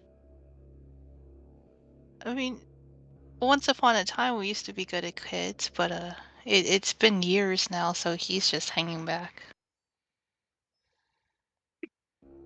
I think Elaine is standing towards the middle / back of the group. And kind of curiously watching, but still probably behind some of the taller fellows in our group here. As much as the rope will allow her. Yep. So she looks at all of you, taking in the atmosphere here. And she looks back at Evie. And, if I'm remembering correctly, the question was, why are you here? Okay. She looks at Evie. She seems a bit more comfortable after taking in this weird group that doesn't look hostile. It's interesting, though. So she comes back a little bit so you can see the rest of her face again. I live here.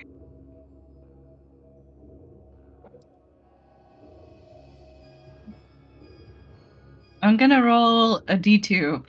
Okay. On the 2, Evie says the first thing that popped into her head. Okay. Oh god. Go!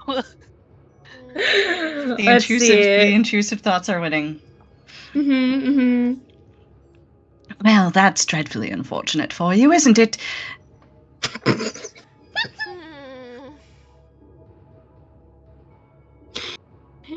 She looks at Evie, and she blinks for a second before she nods. It's not that bad. Could be worse. That's true. There are a wide variety of frogs here. Are you fond of frogs? There are no frogs here.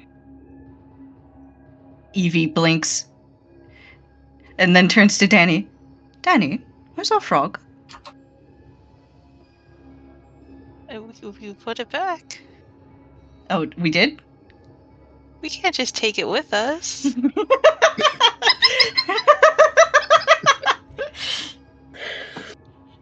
Okay, scratch that.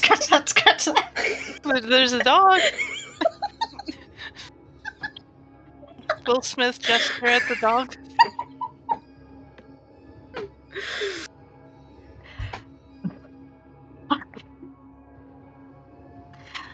All right.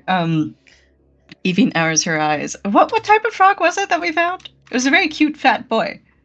It was a very chubby boy. Very chubby. This is where Nathan's training of Danny to be like a fucking like forest ranger actually has come into play. Like, no, you put it back. I think it was a bullfrog. I could be wrong. It was round black. American bullfrog. Probably. We'll go with American bullfrog. Mm-hmm. Evie's eyes narrow somewhat. No frogs, but we saw an American bullfrog who was at least the size of my palm with the most intricate little markings on him. He was quite the chirpy lad as well. Are you quite certain you've never seen a frog here? She peeks out even more from behind the tree. You can make out more of her dress. Very prim, proper, full of lace and white, that's perfectly untouched by any of the dirt and soil. There's no frog. I've never seen a frog before. There is a powerful urge in Evie, an extremely powerful urge in Evie. And there's almost like a physical, like, sort of setting her jaw as she goes, nope, don't do it. Don't do it. Don't do it. Don't do it. Roll another d2. Yeah, I'll rule she keeps her cool this time. Well, do you like dogs? She tilts her head. I don't know. I've never seen one before until now. Would you like to meet this one? He's rather friendly. I would say he's friendlier than I am, even. She looks a bit skittish at that. And you turn to look at the dog, who's just vibing. He is curious about the girl. There's something about it that's just making him kind of tilt his head. You know, when dogs tilt their head of like, there's something there I want to figure out. He's sitting happily, and she looks at him. She looks to the rest of you. It's like, she steps forward, out from behind the tree. She takes a couple steps closer. Not all the way yet. She stops maybe 10 feet out from the closest person. I don't think any of you should stay here for long.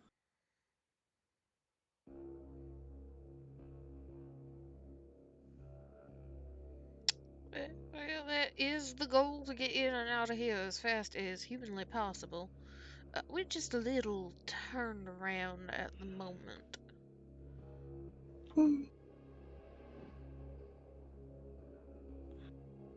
It's easy to get lost here if you don't know how it works.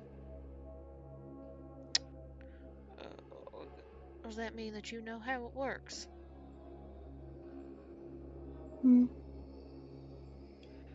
No, I don't. I know some of it. I know that there's no life here. And that there can't be. At least not for long, or else it won't be able to leave. And then it's not alive anymore.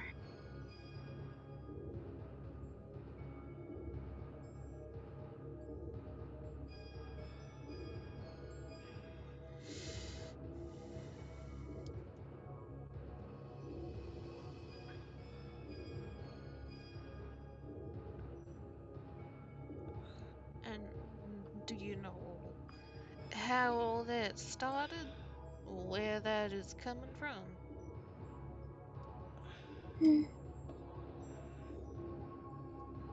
I think it was Miss Debbie that did it.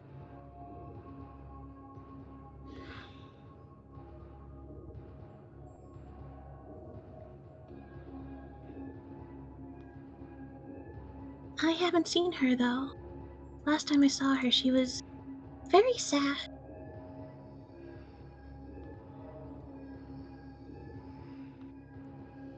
Could you maybe tell us or show us how to get to where you last saw her? Hmm. She nods. I can. I won't be able to go there, though.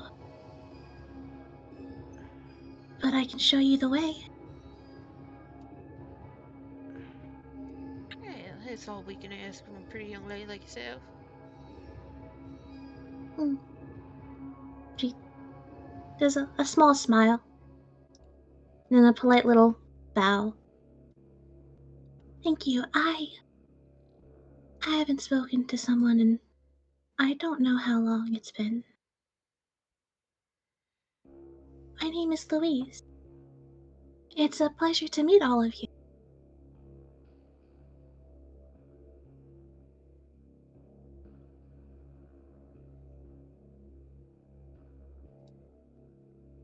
Nathan will make a gesture like he's like tipping a hat, though he has no hat.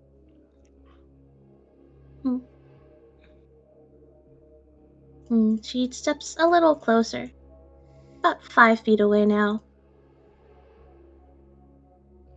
And you see the dog, who doesn't really know how tender the situation is, just trots up to her. And she seems skittish, of like, oh shit, a dog. I've heard about these. But she looks at all of you, and none of you seem panicked at the thought of this dog approaching her. So she's like, okay, it's a nice dog. She holds out her hand and slowly puts it in front of the dog. And the dog licks the hand, and she kind of jumps a bit. And she looks at all of you. She looks at Evie and Nathan as if like, you didn't tell me. You didn't tell me about this. She looks at you and she's like, it's wet.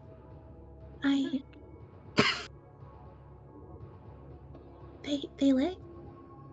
They do. It's a sign of affection. It's just him saying hello. Oh. How do I say hello back? Try to give him a little bit of a scratch. Around top of the head. She looks. Gently. Okay. Yeah, you say gently. She just looks. She's like, okay, I got this. I got this. She slowly reaches out a hand. It's kind of like looking at someone who is operating a piece of machinery. They don't even know what the fuck it does, much less how to use it. But she just holds out a hand and just scratch with like one finger the top of the head. And you guys see that it makes contact with the dog. Somehow, even though she looks flesh and blood like all of you do, and the dog is still semi-transparent, there's contact there.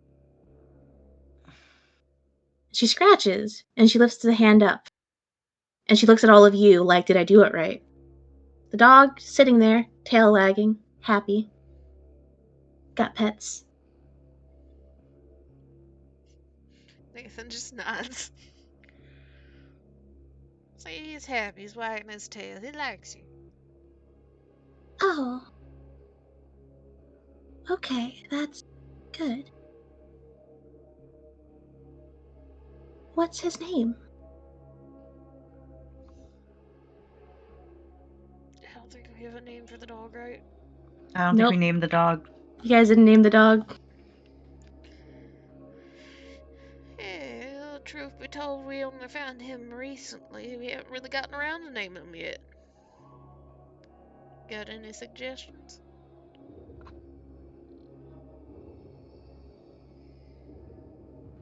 she looks a bit shocked. Like, me? I just see a dog for the first time. You want a suggestion from me to name the dog? And she looks at it. And she looks back up. She says, would...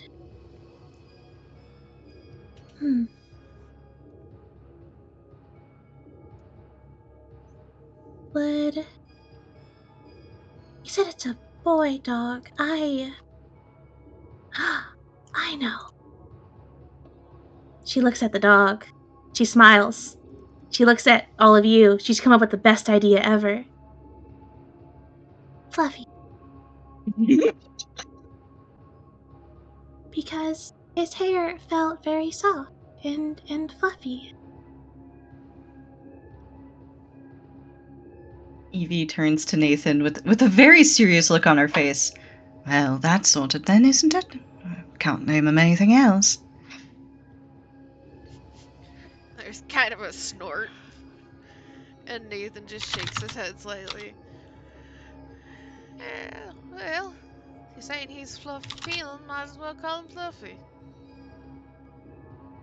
She What do you nods. think about that, Fluffy?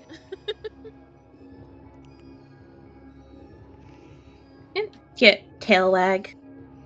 Clueless. Clueless. Has no idea. None brain cell. And he just... brain. Not a single thought. Yeah, he turns to look at all of you. It's like, okay. Oh, you looking at me? Stands up. Oh shit, what up? She turns to all of you. Are you guys trying to find Miss Debbie?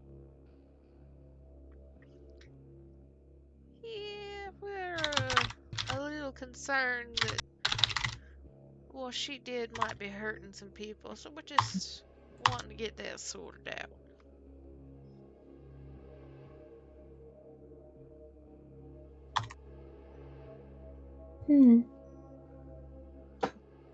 Right. Adults talk and sort things out. She starts walking closer. Why are you all tied together? So we don't get lost.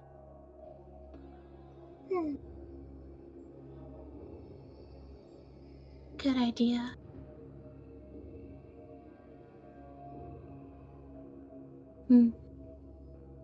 She looks towards the direction that you guys are heading into. When she looks back at you. You said you wanted help getting there, right? Yeah, if you know the way, we'd appreciate it. She nods. I can get you to the edge of the place. I can't leave these trees, though.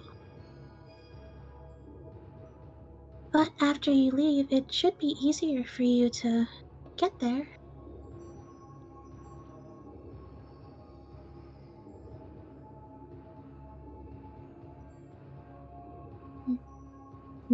She makes a gesture of, like, start walking. Nathan will glance at the group. How are we feeling about this? Evie seems amenable.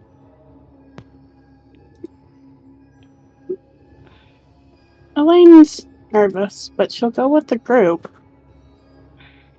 I mean, I can take a break from smoking. Do you want to? Oh no. Avram was like, it only takes 20 minutes if I'm trying to make it last. Look, sometimes you're poor. I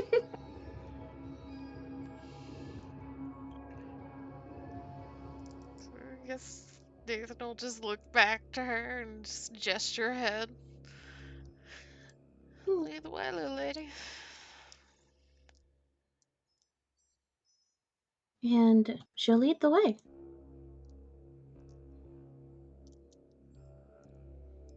as you walk, it's still difficult as fuck to navigate. However, as you guys start slightly veering off course, about the time, Nathan, you'd feel like, okay, hold on, let me double check the direction we're going, let me recalibrate our fucked up compass. You feel pressure on your hand. She just tugs one of your fingies and just points the direction, making sure that you guys stay on target. She does have a lot of questions for all of you, really. And let me see. Which one of you would be open to hearing her questions? I don't think any of us should be, Absolutely. like, have an issue with it. Mm, Yeah. I feel like Evie's had enough of children. Yeah. As you guys are walking, she turns to all of you. I have a question. What year is it?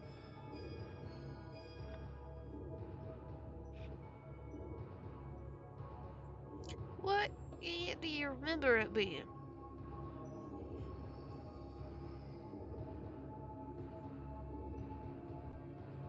Well, last time I was in town, I remember it was a bit after my birthday. It was 1739? Jesus. Oh boy. About that. I think. 39. Evie, your people still own the place.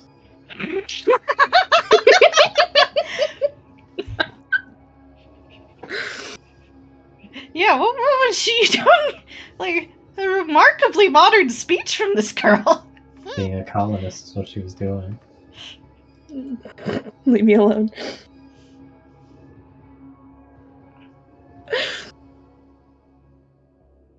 She's looking, she's waiting for an answer. What year is it, guys?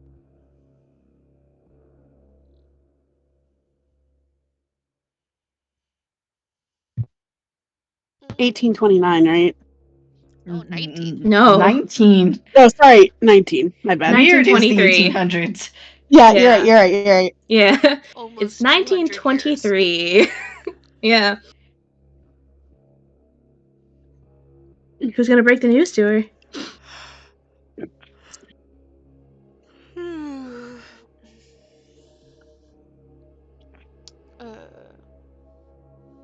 It's not Nathan, because Nathan just looks immediately uncomfortable. Evie will blurt it out if nobody else does. Yeah. Benny looks uncomfortable as fuck. Elaine looks nervous. So what year was it again? 1920 something? 1923. 1923. Matt, do you want to cut in? Would Avram tell this child what year it is? I mean, would, but I think Evie blurting it out is better. Uh, kind of oblivious to the fact that everybody else has gotten very uncomfortable, Evie nods. 1923. About 200 years have elapsed. I don't know how you'll feel about this, but this place is no longer British. She kind of stops in her tracks. She turns to look at Evie. She turns to look at the rest of you.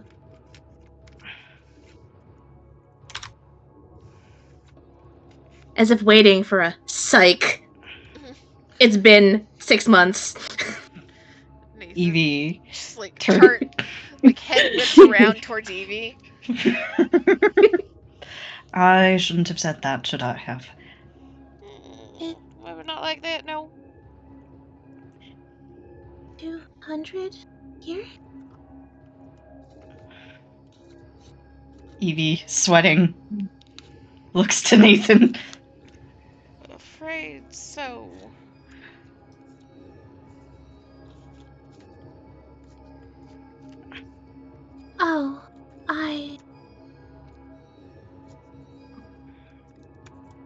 It's been a long time.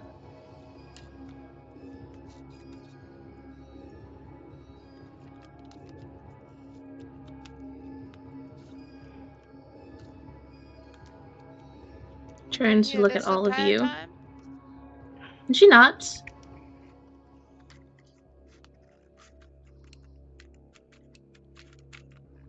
And she looks very sad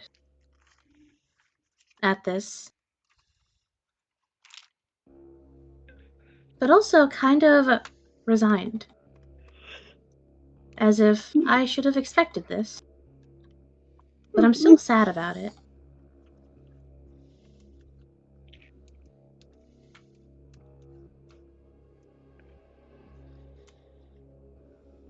What do you have to talk about with Miss Debbie if it's been 200 years?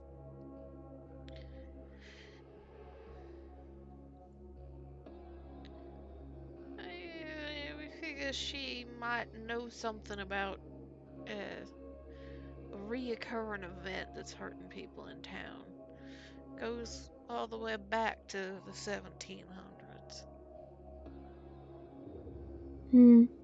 Her eyebrows kind of furrow a bit. People were very angry at her. I didn't get it. They kept calling her a witch, and that would make her very sad.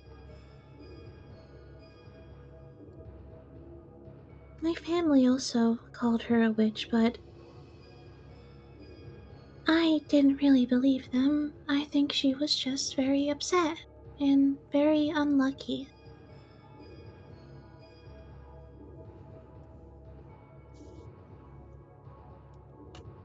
Mm, So you And know Miss Debbie? How she exactly? nods. We were neighbors.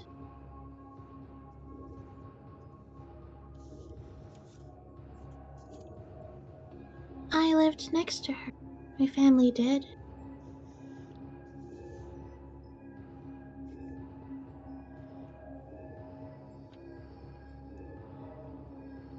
What did she say her name was? Louise.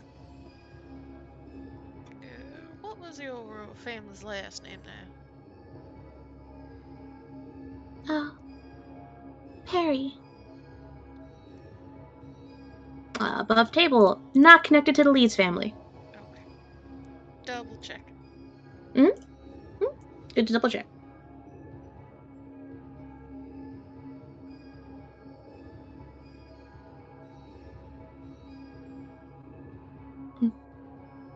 She looks up and she says, "Do you know anything about my family? About what happened to them?" Look at that Benny. Fuck it, he looks at you, he's like, how the fuck am I supposed to know? But he doesn't say it because there's a fucking child here. In our research, did anything turn up about that family? If it did, nothing of note. You know what, there was a disappearance. But it was way back in the 1700s, and there didn't really fit the pattern.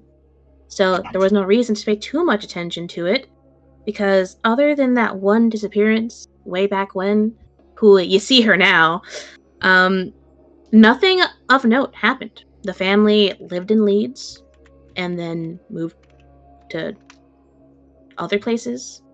You reckon? There's probably still a couple people in Leeds Point that are her descendants. Um, but yeah, just normal family in a town.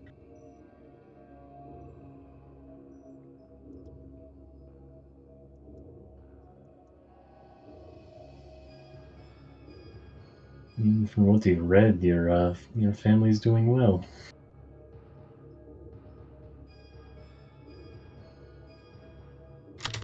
Oh, that's good. I had a fight with my parents when I last saw them, so I was worried they'd be mad at me.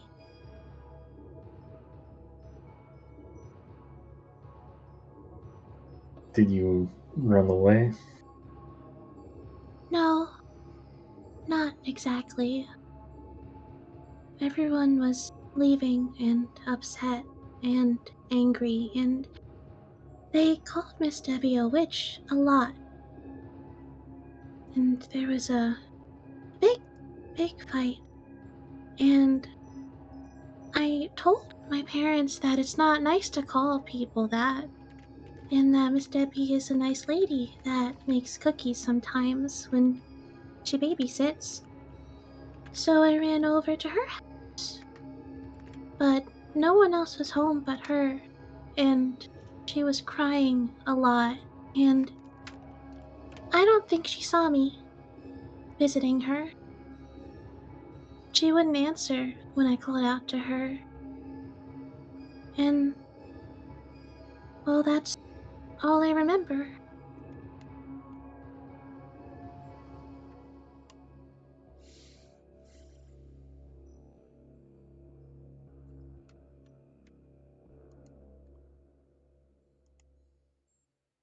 Mm. Nathan just kind of frowns a little bit, tilts his head.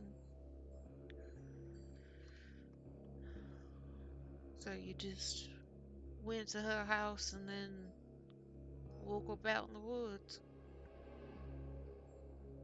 She nods.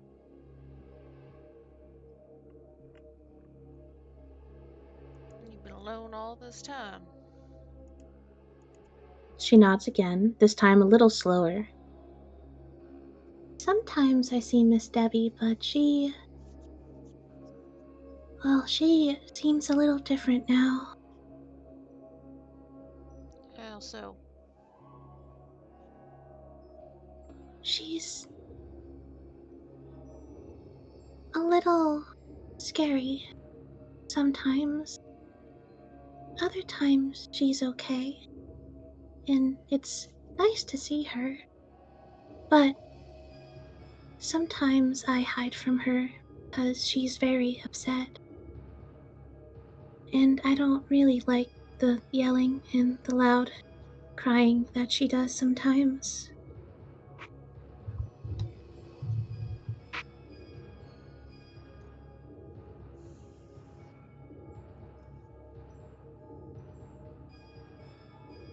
And you ain't seen nobody else trying to walk through here or nothing?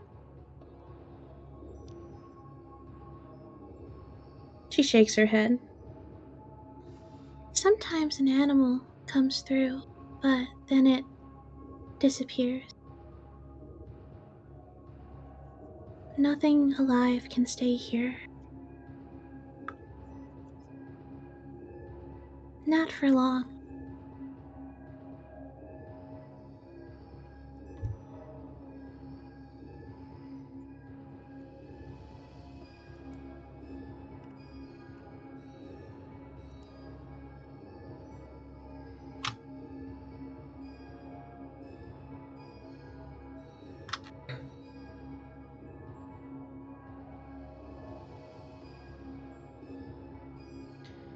Well, you're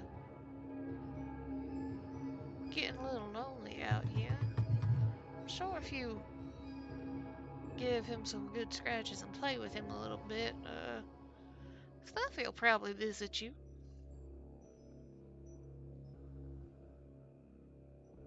Turns to look up. And Nathan, eyes a little wide. But this is your dog.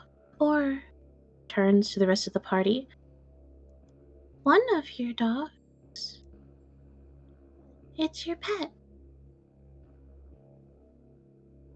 Eh, I shouldn't take what's not mine. eh, That's what my mom always told me. that's up to him and a few other things as to whether or not he comes with us. He's been living out here all on his lonesome too. Hmm. Turns to look at the dog. He's lonely too? Nod.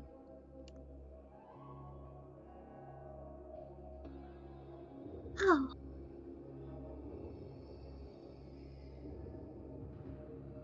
She's contemplating it. The idea of having a dog seems a little scary, but the idea of not being alone seems very, very inviting.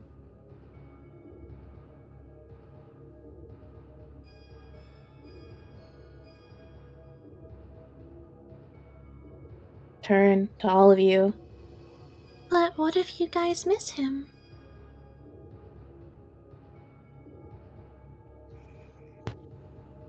As long as he is happy, it'd be good to know that it'd be very reassuring if he's happy.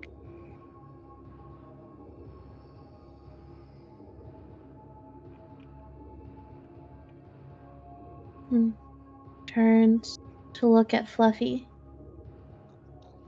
And it's pretty clear she doesn't quite know how to really, I guess, greet a dog, much less take care of one. But on the bright side, he's dead. He's a ghost. You don't really have to take care of him. You just have to be nice and find a spectral stick to throw on occasion. Maybe a ghost ball. Somebody burn a ball. And she gives a little nod at Elaine. If he wants to stay, he can. I can pet him again. I don't like the licking, though. It feels weird. And all you gotta tell him when he licks you no a few times, he'll figure it out eventually. She nods.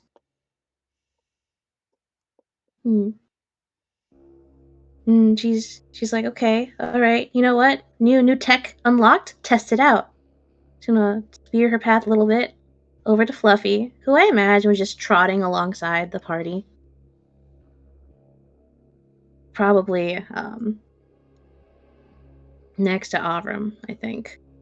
Because the smoke, interesting. What's that? So are these full cigarettes I'm dropping for the dog? Yeah, You know what? That probably they do look like full cigarettes to him, don't they? Yeah, for him they are. He probably picked one up and then just like spat it out, looking at it. He probably pawed at it a couple of times. Roll on it for good measure. So Now he's just like, what the fuck is wrong with you? You put those in your mouth? So he was next to Avram, catching all the cigarettes that he drops. Turns to look at the girl, who is walking alongside the dog now. She's just very quiet. Hello is heard. You also hear a very quiet, like, hi, I'm Louise. She just holds out a hand. The dog goes to lick the hand, and she says, like, no licking. It feels weird. The dog just, true to form, just like, you tell it no, it's like, oh, okay. And she reaches out for a pet without getting licked. He's happy. She's happy. She turns to look at Nathan like, oh my god, it worked. Smiling now. Thumbs up. She tilts her head a little bit. We're going back up to the front of the group, leading the way. Because you're starting to go a little off path now. She's like, okay, no, we need to go this way now. Curving again. To everyone, the trees all look the same, all dark. The trail of cigarettes work and will help you guys get through here again.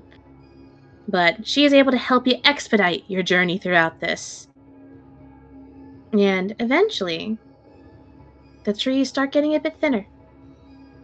They're a bit lighter in color again.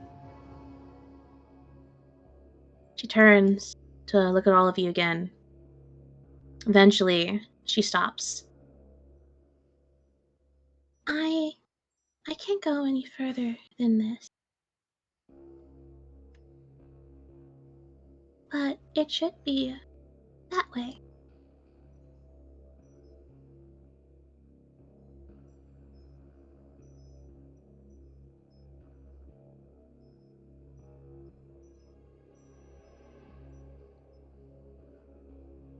Nathan will give a little nod and look at everybody else and kind of crouch down in front of her.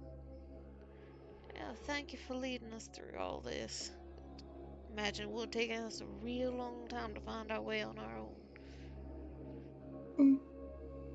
She nods. I don't think time is real here.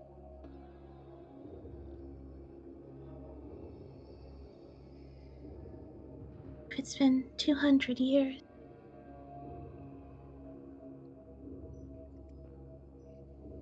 Mm.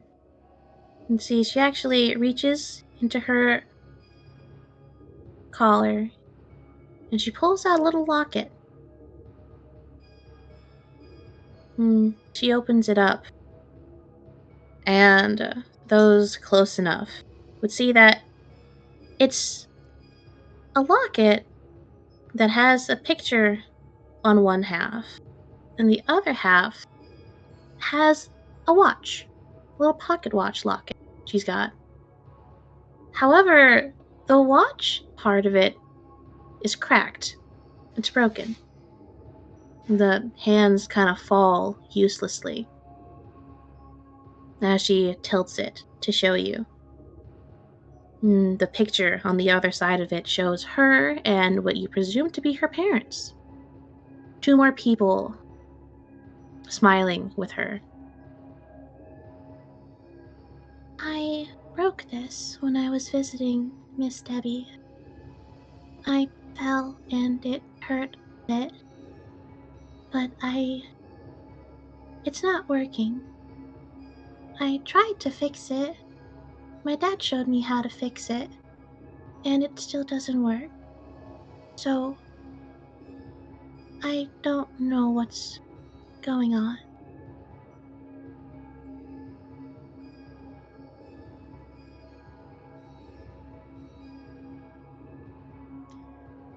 Yeah, we noticed our own watches acting up a little bit. We'll try to figure out what exactly is going on so maybe it'll start working again here soon. Hmm. She nods. Okay. Well, it was nice to meet you guys. And good luck on your big grown up talk with Miss Debbie. Nathan will nod again and stand up, look over to where Fluffy is, and kind of whistle for him to come closer. He whistles. He drops a couple cigarette butts at your feet, though. Well, not butts. You see full cigarettes that are spectral that he just drops on the ground.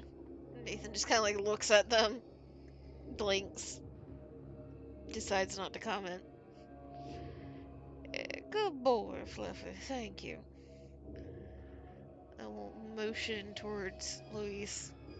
Mm-hmm.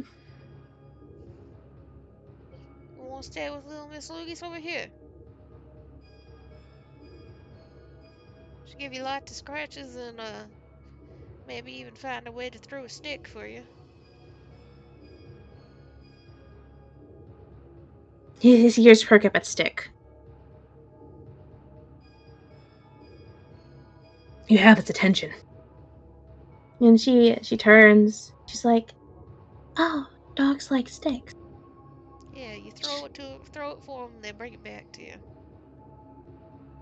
She nods. I was like, "Okay, okay. Like I can do that. I can do that." Okay, dog 101. Give scritches.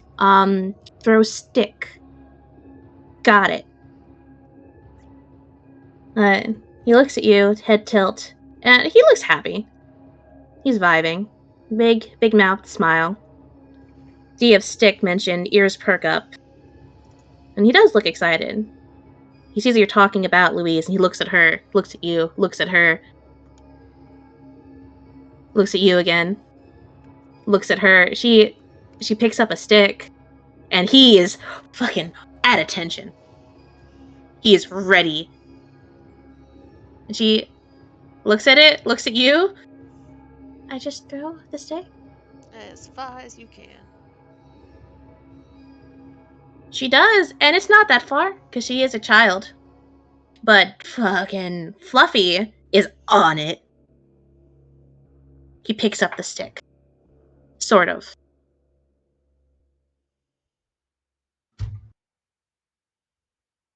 It's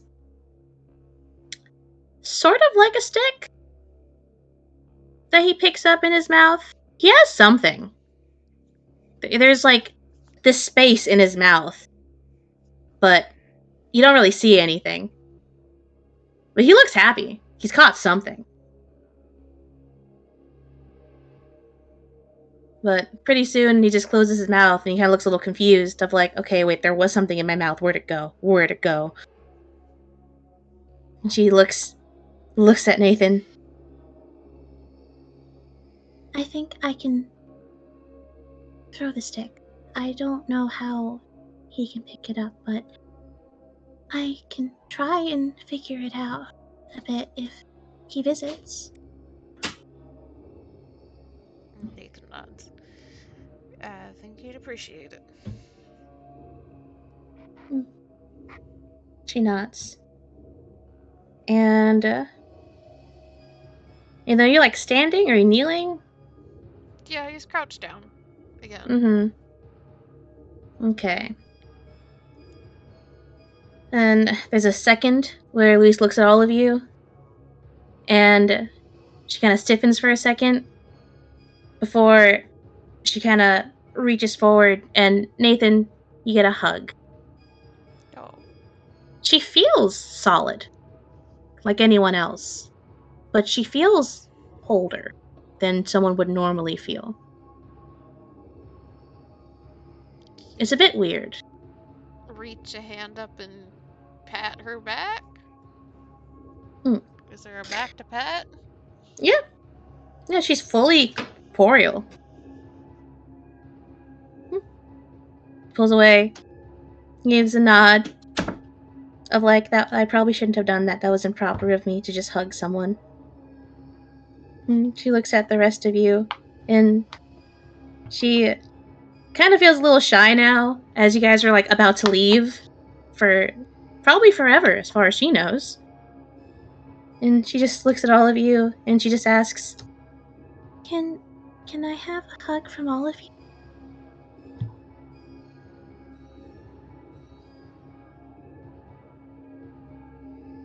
If you don't hug this child, fucking Nathan will smack you. But do we do one after another, or do we do group hug? What would Your she choice. prefer? Do we just surround this Anything. child with hugs? Anything. Girl hasn't had human contact in who knows how long. Actually, you do know how long. 200 years. Elaine will give a hug. Yeah. She'll give a hug, but she'll wrap her hand around the girl's head to, like, hold her close kind of thing. Mm-hmm.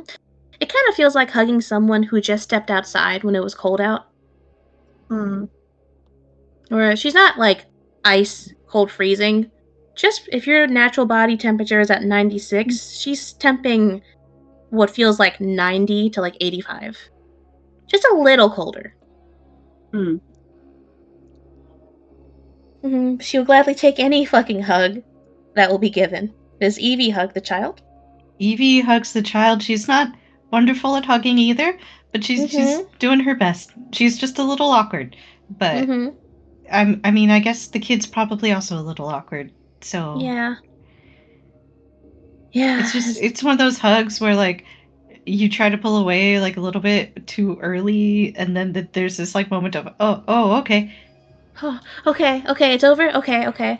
It's not that she dislikes it. She's just awkward. Yeah, it's fine. Luis is also a bit awkward. Does Avram hug child? Yeah, we crouch down, give her a hug, Mm-hmm.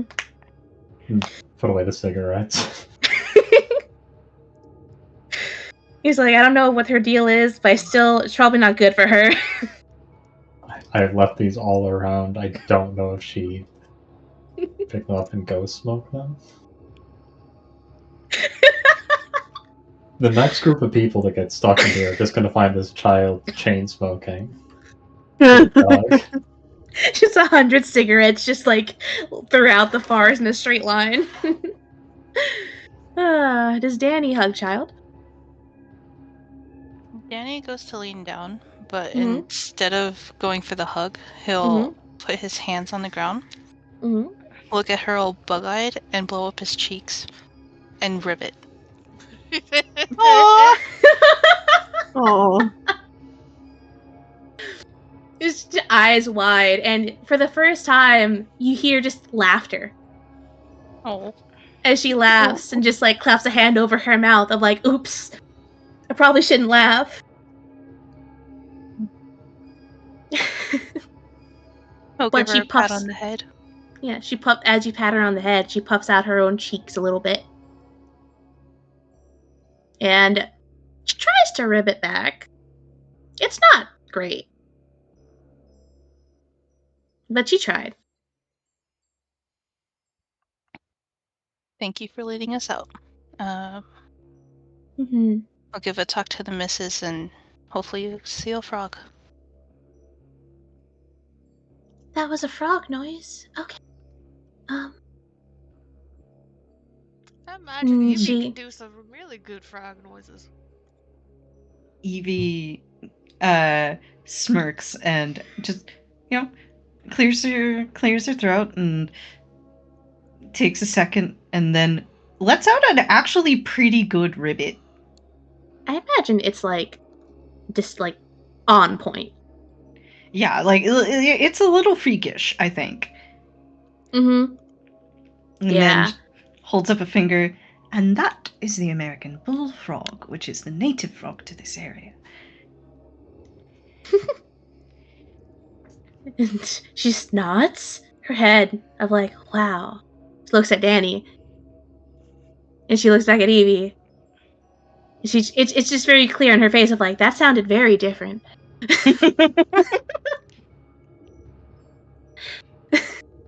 He's just like, well, one of us is practiced.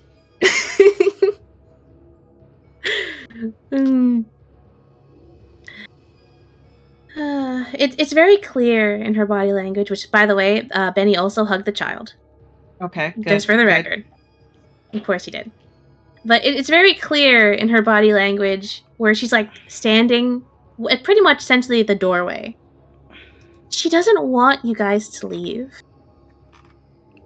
Aww. But she's just standing there and she's like, okay, it's time for you all to go now. Because you guys have to go. Alright, somebody's got to stay. I think Elaine, seeing her hesitation and whatnot, have an idea. If you'll allow me, DM. Okay. Could Elaine have a really nice, like, barrette that she has in her hair? Like, Yes. jeweled, Yes, she does. like a really nice jeweled barrette. Yes.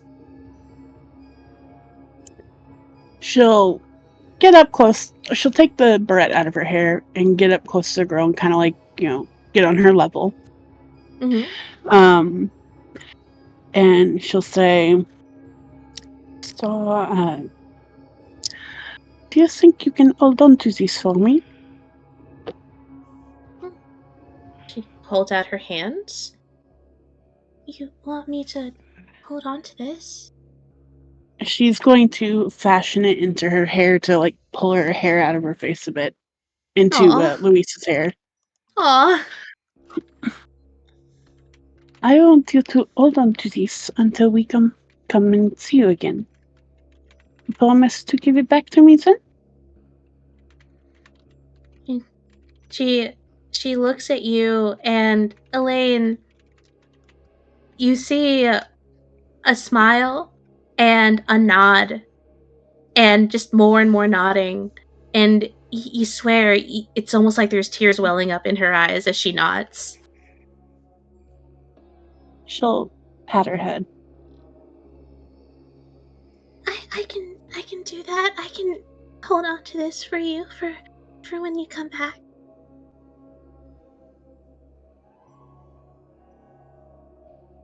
You better I'll take good care of it.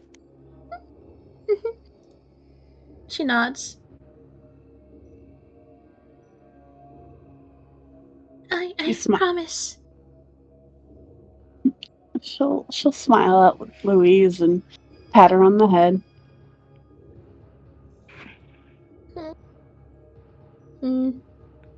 She doesn't cry. She kind of blinks any tears that start to come up away. And as if sensing the distress, Fluffy does put Snoot in her hand. And she just pats his head. And she looks at all of you. A bit. Still doesn't want you all to go, but a bit more steady now.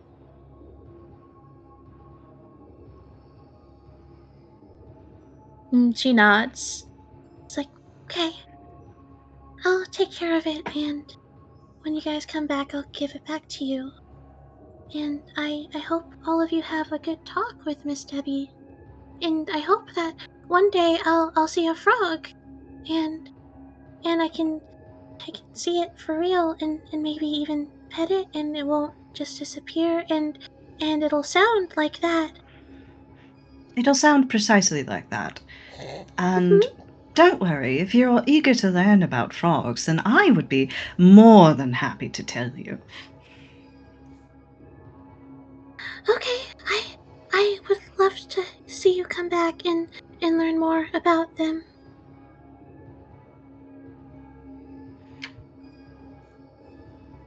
Evie nods and then turns toward Benny. I'm sure that Benjamin here would love to lead the way, isn't that so? He just nods. Yeah, I can do that. Yeah, and we'll come back, and we'll come back for you. It's okay. He just fucking about faces. And is like, okay, we gotta go now, because if we don't go now, I'm gonna be the one to cry. He's just like, don't worry, I just got something in my eye. Don't look at me, it's fine, it's fine. I'm not I am crying, a man. you're crying.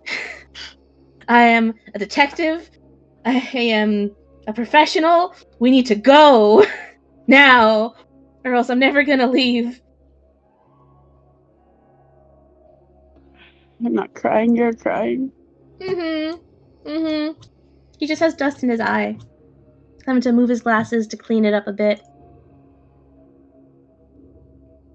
Okay, so we should probably go now then, so we can talk to this Miss Debbie and then make our way back here, right? Can't waste any more time.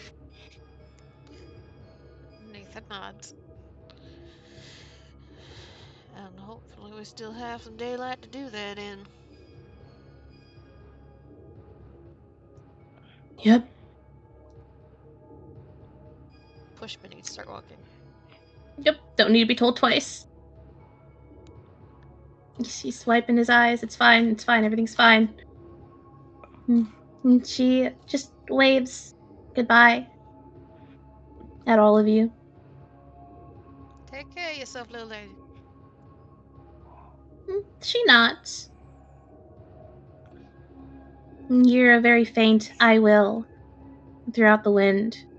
The last thing you hear is the faintest sniffle. Because as you turn around again, you don't see her anymore. The trees don't look as dark.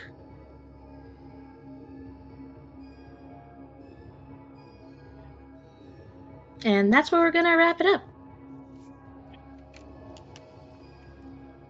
I thought you said you wanted spooky.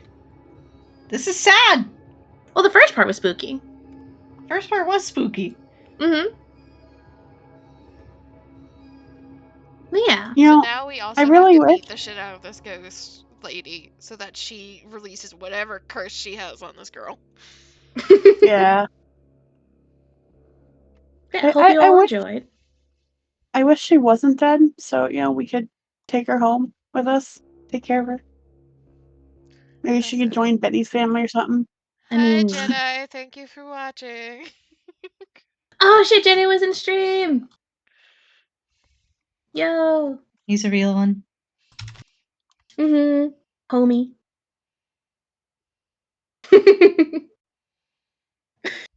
Bye. Bye, Jedi. Good night. Good night. Yeah.